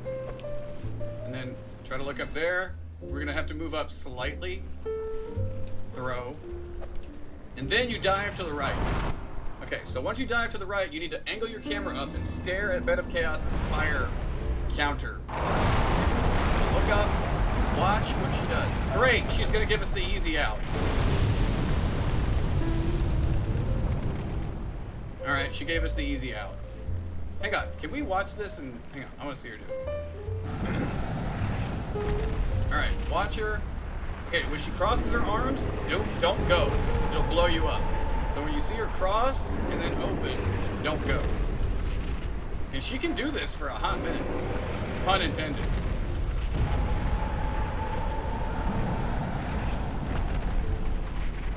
Yeah, if she crosses her arms, don't move. If and when she immediately reaches straight up, when she praises the sun, that's when you gotta get ready to go. So yeah, she can do this for a minute. Give it a sec. Flying freaking toasters. And we can still screw it up, but let's watch. Yeah. She gave us the perfect opening, but I wanted to be able to at least show the alternate. Yeah. Like I said, there's no way to speed this up. You might get stuck here just kind of watching, like, come on. But if you're still alive at this point and you haven't gotten hit, then good on you.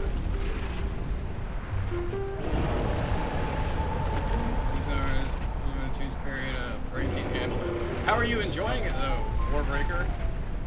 First off, hi Warbreaker, and two, how are you enjoying Blue Scars?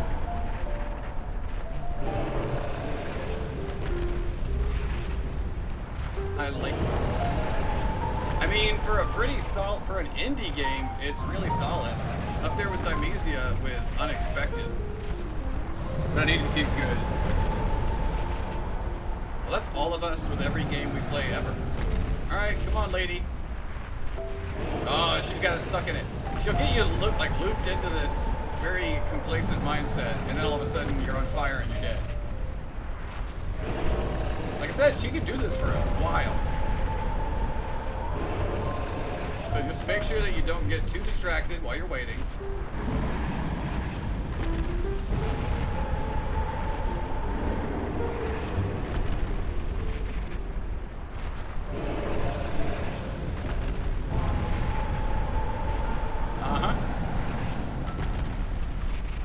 Lots of time trying to... Oh. And no, it's not like she'll never do it again, but sometimes she puts some big breaks in between doing what you want her to do. There it goes. She goes straight up, run down here. It's a little bit close, but you'll learn... The fire pops up in different spots. You basically need to find what you feel is a safe spot to stand. You can run even further down. Like if you're trying to be super safe. See how much time you have to get down here? And then you kill that guy. Symbol of Avarice. And there you go. Again, we're making it seem like a very easy fight. Something can go wrong. A lot of things can go wrong. And never beat yourself up for something going wrong that you couldn't predict. That was a bad burp. So now we need to go back to Firelink. Someone jumped to a streamer friend while my friend was fighting. Wait a minute, you mean Nameless King? Hang on. Someone jumped to a streamer friend while my friend was fighting. You know, saying first playthrough and said, oh, he's easy. Got on my second attempt on NG56. Do you see the oxymoron hunt? I got him on my second attempt on NG56. You know what I'd like to say to people like that, Warbreaker? I got two things. I'll tell you the long thing first, and then we'll do the short thing. When somebody says, yo, I just did so-and-so on NG56, man, it was super easy. First off, there is no difference from NG7 to NG56. Once you hit NG7, that's the height of difficulty in the game. So when you tell me I'm on NG 158, doesn't matter what you think! That's my other opinion. Now, we're not being mean or cruel to anybody. Anybody that busts up into your stream and is like, oh, this is easy, if they say the exact same thing that Warbreaker just said, and every now and again somebody will, then just remind them, if you just played through 55 NG iterations of the game, that fight should be pretty good. Like, you should be alright at that fight. So please, for our sake and for your own sake, no matter who you are, don't be impressed with people that are trying to impress you. Yeah, that's exactly how we meant to say that. Don't be impressed with people that are trying to impress you. It's okay to give people attention, you know, it's okay to give people a little bit of an ego boost now and again, be like, yeah, you're great. Oh. But if somebody's begging for your attention with comments like that, if someone's trying to demean what you do by minimizing it, by saying, oh, it's easy, then do us a favor for your own mental health and don't pay attention to them at all. Just don't even worry about them. Anybody that tries to, because that's all they're trying to do, they're trying to make you feel bad and they're trying to make you admire them. And people could sit here, play devil's advocate, and they could be like, no, that's probably not what they were doing. They were just trying to, like, share. No, anybody who tells you that something you're doing that's difficult is easy is not trying to share. That person is trying to, you know, debase you. They're trying to make you feel worse. Okay, from the bonfire, we're gonna go down almost like we're heading toward Quelaag again, but we're not. We're gonna drop. We have a Symbol of Avarice on to get our TSR set up. We're gonna show you our way of getting through New Londo Ruins. And we did work on the run back. I was going to say, it's a matter of perspective, also easier to get hard for me. And to be fair, Warbreaker, generally, if a traditionally thought of difficult boss is easy for somebody on their first try, then that usually means they got lucky on the first try.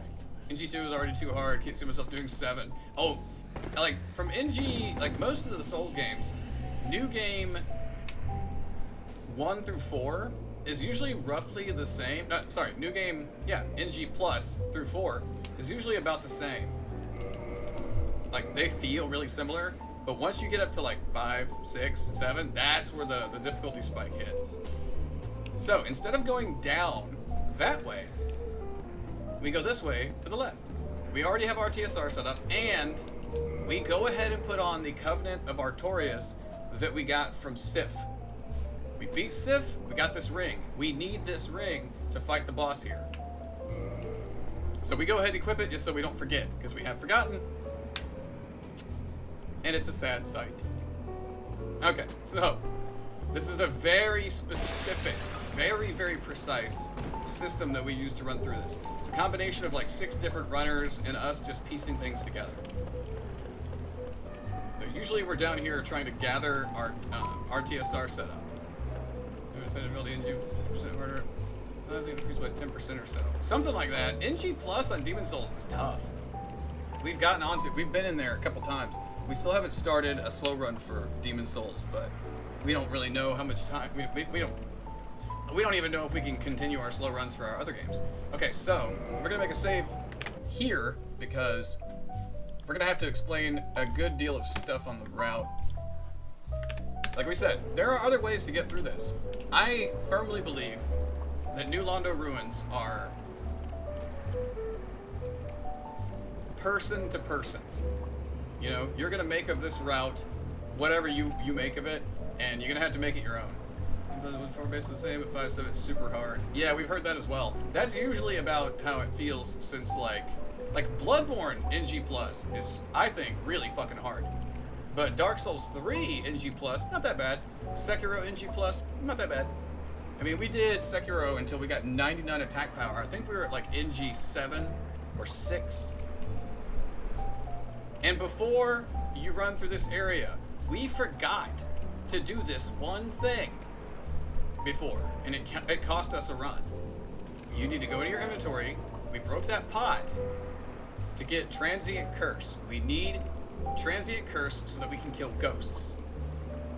Crazy important. when we ran past those guys back there, if you rewind the video, you'll see us roll through a big pot, and a body falls out, and then transient curse pops up. You get 2. You only need 1 if you follow our route, but you get 2. Demon Souls is Flame Lurker, good fight, fair. Hard, not too easy. Fair and balanced. Right? Yeah, Flame Lurker's a really cool fight. And we discovered how to break his AI. Well, we and anybody who was here watching us when we first played that game, we know, and it's one of the few pieces of confidence that we can actually have. We know, and anybody who was watching knows, that we figured out how to break Flame Lurker's AI before anybody else did. We had his AI broken within like the 3rd attempt on his fight. And we're proud of that. That's why we're claiming it. We're very proud of it. And then several days later, we saw somebody who posted a video about how to break his AI. I still like our method better. But it's cool. Everyone has their own way they do stuff. Okay, so we pop the transient curse. And now you're gonna run. We're gonna get stamina back right at this. Now cut hard, wide right. Wide right. Do not slow down yet. These ghosts can go through everything in the environment. You should get stamina back at the landing a little bit, right here. And then stamina back right here. Hug the right. Kill this ghost. Come up here. Kill this ghost. Do not stop. Get your bow out. Go over halfway through the bridge. Shoot at the end. Wait for it.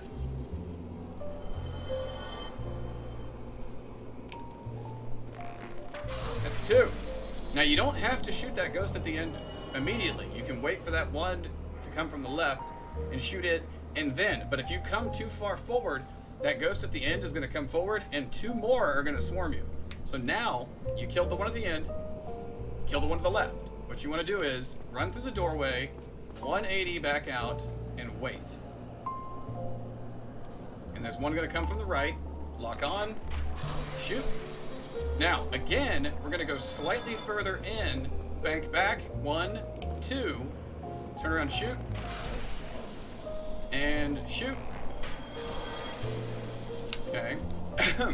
Now you're going to go in slightly to the right, lock on, and now you are relatively safe from ghosts, but you might as well keep forward momentum. Drop down the stairs to the right, cut right again, don't worry about that item, cut left. Do not slow down. Through the fog wall. Don't slow down. This is very important. Climb the stairs, kick the ladder, and keep moving. Listen. That's ghosts trying to kill you. So, when we say don't stop, do not stop. You'll get the hang of it, and the urgency will, stick with you. So, for safety shiggles, kill this one. You shoot it in the arm. You will always have to shoot it in the arm, right there. If you don't kill that ghost, and you come up here for this next part, it's going to come back out, up out of the ground, and it's going to slice you up.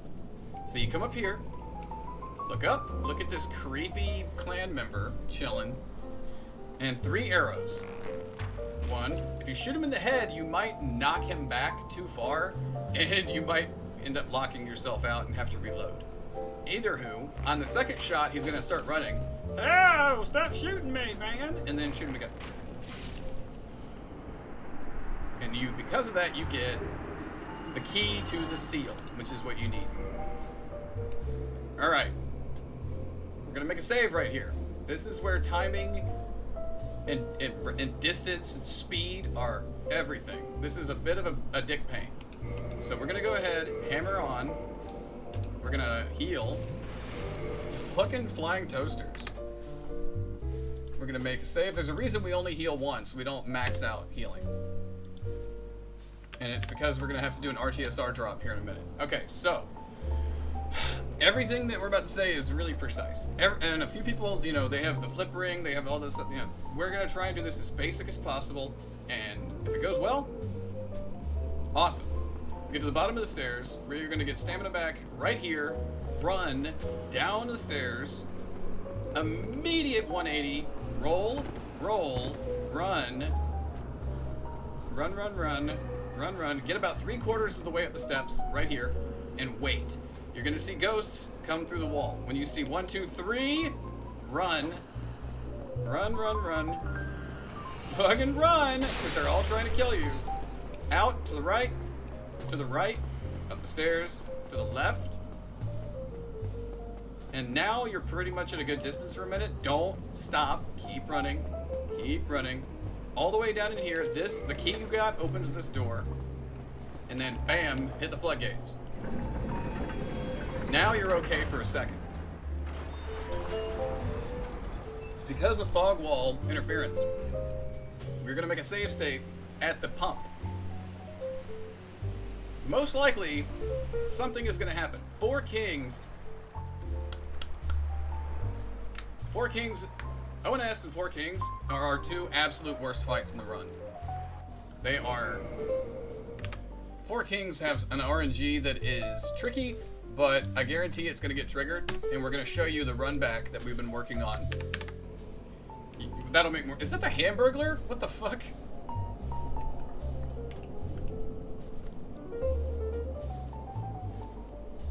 Oh yeah, that's the Hamburglar. That is scary. We played Eldest Souls.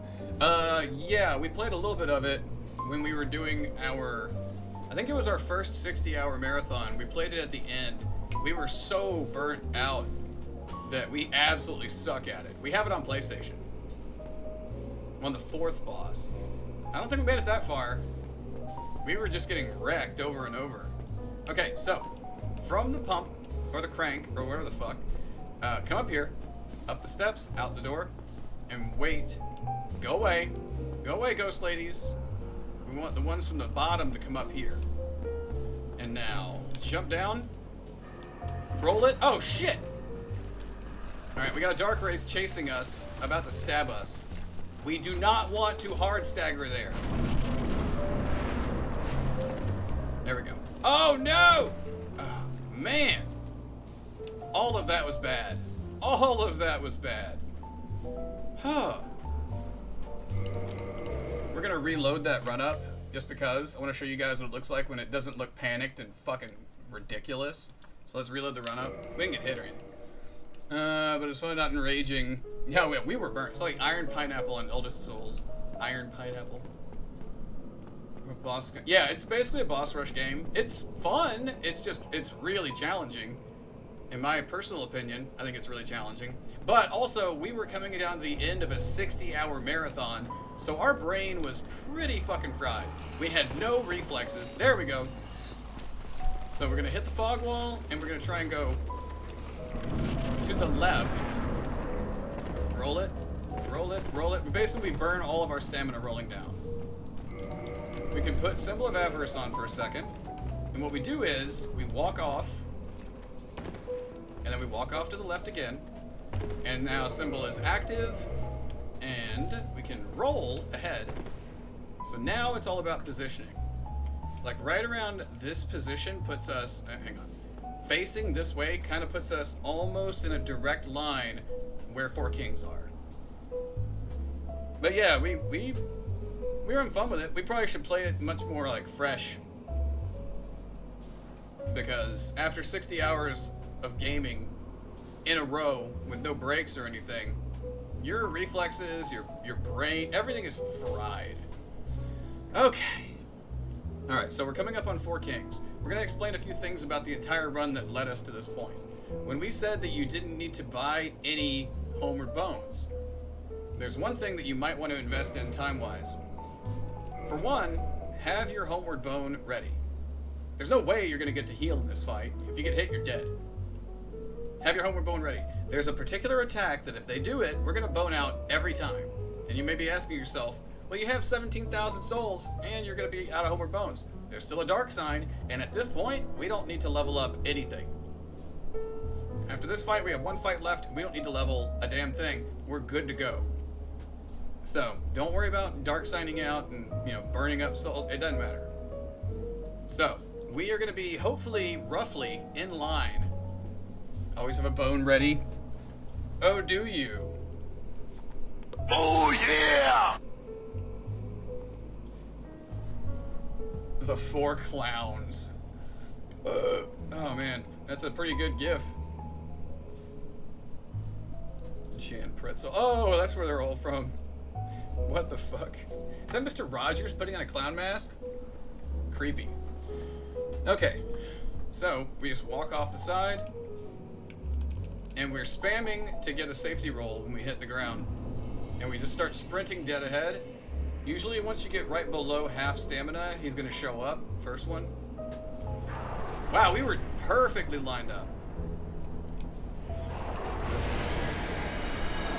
Alright, he threw out, that's exactly what we were kinda, right now that's what we were hoping he did.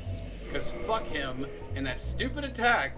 Okay, so now we're going to, so really, you know, we're probably not going to keep boning out of the fight over and over. But we did want to show that at least. If you see that and you get freaked out, just immediately get the fuck out of the fight. Because now we're going to show you the run back to safely get back to the fight so that you can gauge how you want to. Because you can do the entire fight and never have. What boning out does this fight? What's up, Lord Archist? It just gives you breathing room, Lord.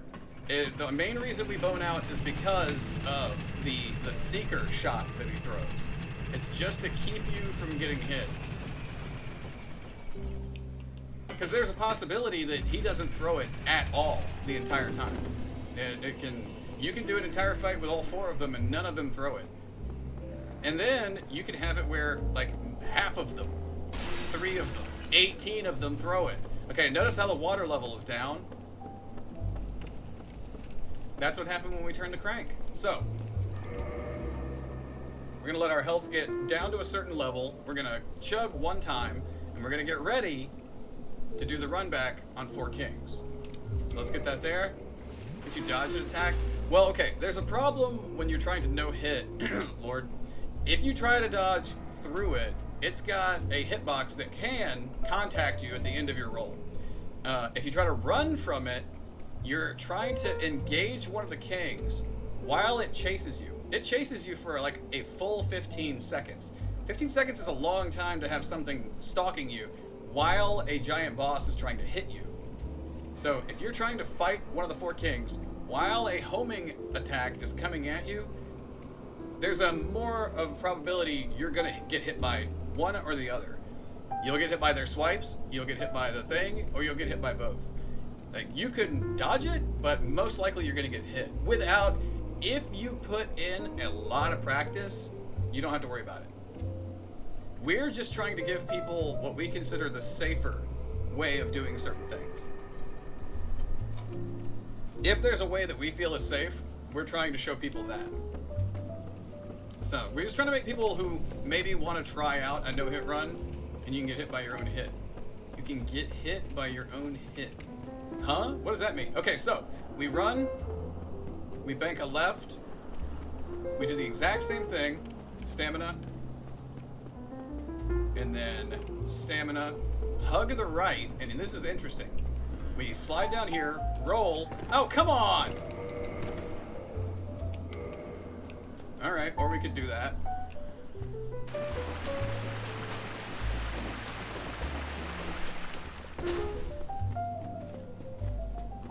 Alright, well. That's the other run back. This is the really scary one. That's the scary run back. I didn't want to do that one. I'm not even fucking kidding. I did not want to do that run back. Okay, well, that's the other one. That's the one that we don't recommend. That's the really scary one. If he throws the dart at us again at the first king, we'll do our run back. The problem was we hit roll and it ate the input, so we didn't get to roll. We just slid off the side.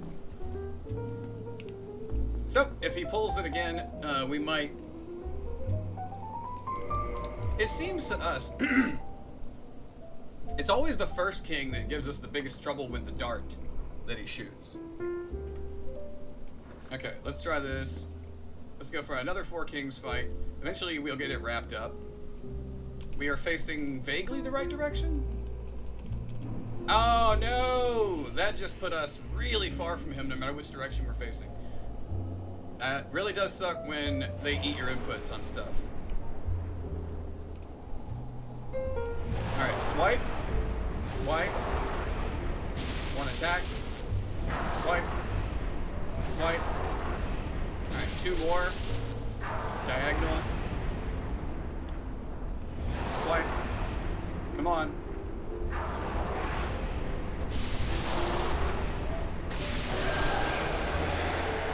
The only way to miss that other one is to dodge around his back, and it's not guaranteed.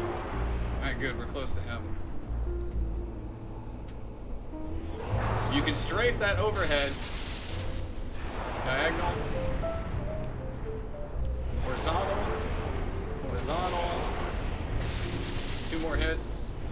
Horizontal slash. Hesitation. You can roll into that. Highly recommend not rolling behind it. And then keep hitting after you kill them, and you can get 2 more hits. Okay, so now we're going to be stranded kind of in the middle of the abyss. If you're going to get a homing disc, now it's going to happen. You can drop an item when you first drop into the fight, and it'll orient you a little bit better, but it still like doesn't give you a lot to work with. Let's see what we can work with. He might shoot it. He shot the big one. Come on. And it's going to take 4 hits.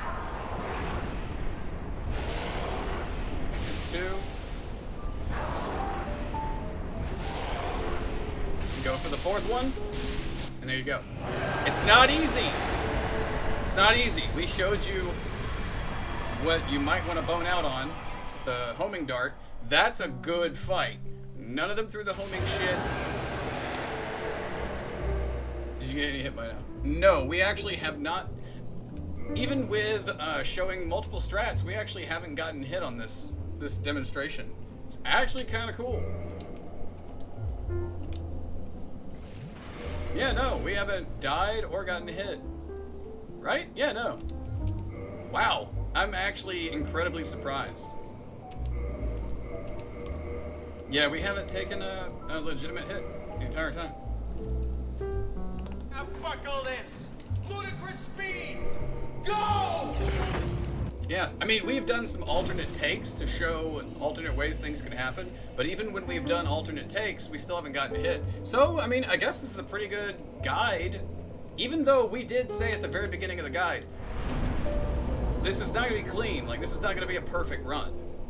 It's another one of the reasons why we went ahead and decided to show off multiple possibilities for certain segments. But so far, no, we haven't, on any of the takes that we've done, we haven't gotten hit. So, we are, okay, now we're back. We are at the final fight of any percent now. And this is where it can get a little tricky. It's a super simple thing, but it takes a lot of practice and precision. Drop down, where Framp is sucking his own tail. We're gonna go ahead and put Symbol of Avarice on. We gotta offer the souls to the Lord Vessel. Souls to the Lord Vessel. And now we're just going to put the last of our souls into stamina.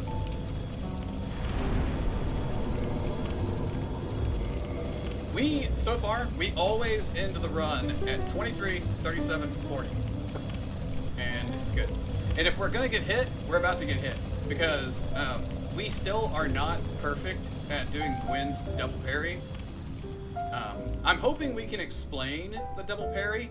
I mean, it sucks because it's really one of those things where you have to give a very facetious, like, basic response, which is practice. Not get good, it's practice. It's like, with the Gwen parries, he's got a couple of formations that he can use on you. And it really is, it's just practice. What do I mean by any percent? Any percent means you're only killing the bosses that are required to roll the credits. So we're only killing required bosses to end the game, as opposed to all bosses or all bosses in DLC. So this is the minimum required number of bosses to beat the game. Nothing extra, nothing more, nothing less. So, when we're here, shit, he saw us.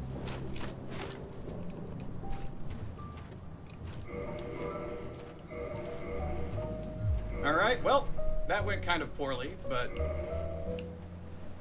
Okay, well, he's after us now, so we're gonna try and explain this on the fly. We need to put on Hornet Ring and RTSR, you run around these pillars. Sorry, we goofed a little bit on that. Then we get this guy to come after us. Let's roll him. That's actually super sketchy. We'll probably do this again to show you that again. We were distracted by setting up RTSR. That's a much more aggressive way that we just did. But, oh, one of them died. So you're gonna run past these silver knights that look burnt. Last second rolls, big time. This guy is sketchy and scary. Just don't pay attention to who's behind you. Hit it and immediately spam roll to get to the wall. So you're gonna roll through, sprint, sprint, sprint, sprint, jump, parry, riposte, and then you're gonna get around behind him. And then 1, 2, 3 rolls backwards, jump, parry, riposte. Holy shit, that's a fucking hitless guide. That's awesome. Nice, holy shit. It doesn't count because we quit out to show different examples, but wow, we actually did the entire guide without getting hit. All right, well, that's, that is essentially, I feel like we could go into more detail about different little things, but I feel like we really did cover every base that goes through our head when we work on these runs. When it comes to DS1 specifically, I feel like we definitely went into as much detail as, like, everything that we did and we talked about is what's literally running through our brain when we're doing this. Hitless guide achievement. I know, right? When did we end? It'll be about 4 hours. We'll just cut that together later on. Yeah, whenever we end stream later on, we're gonna highlight this into a guide that we're gonna put on the YouTube channel. I don't even think they would give a shit if we submitted it to Team Hitless, because you can submit Hitless guides to Team Hitless. I mean, I have no idea how to submit them. Maybe I'll check in and see if we can put one on the site. It would be kind of cool to have our own DS1 guide on the site, but, you know, it's whatever. I think that went way better than we thought it would. Like, even though we had sequence breaks where we would reload, we would show something over again, we still did it without getting hit. So do every run as a guide. Well, that's the problem, is there's no pressure when you do a guide. Trust me, Warbreaker, that's what we do in our head all the time. We're constantly trying to do the run as a guide. Oh, hang on, I guess we should do like a YouTube sign-off. Unless anybody has a question about anything that we did, or a question about the run in general. If not, we'll technically sign off the guide, and then we'll slip back into practice mode, and we'll change the name of the stream. So actually, we can go ahead and change the title of the stream now.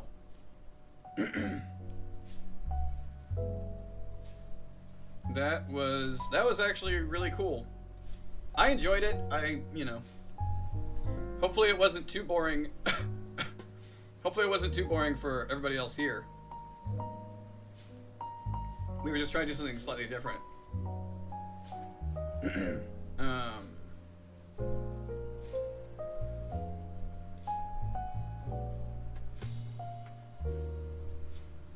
Oh, now practice is gonna suck. Like, we got the best run of our life out of the way, and now practice is gonna suck.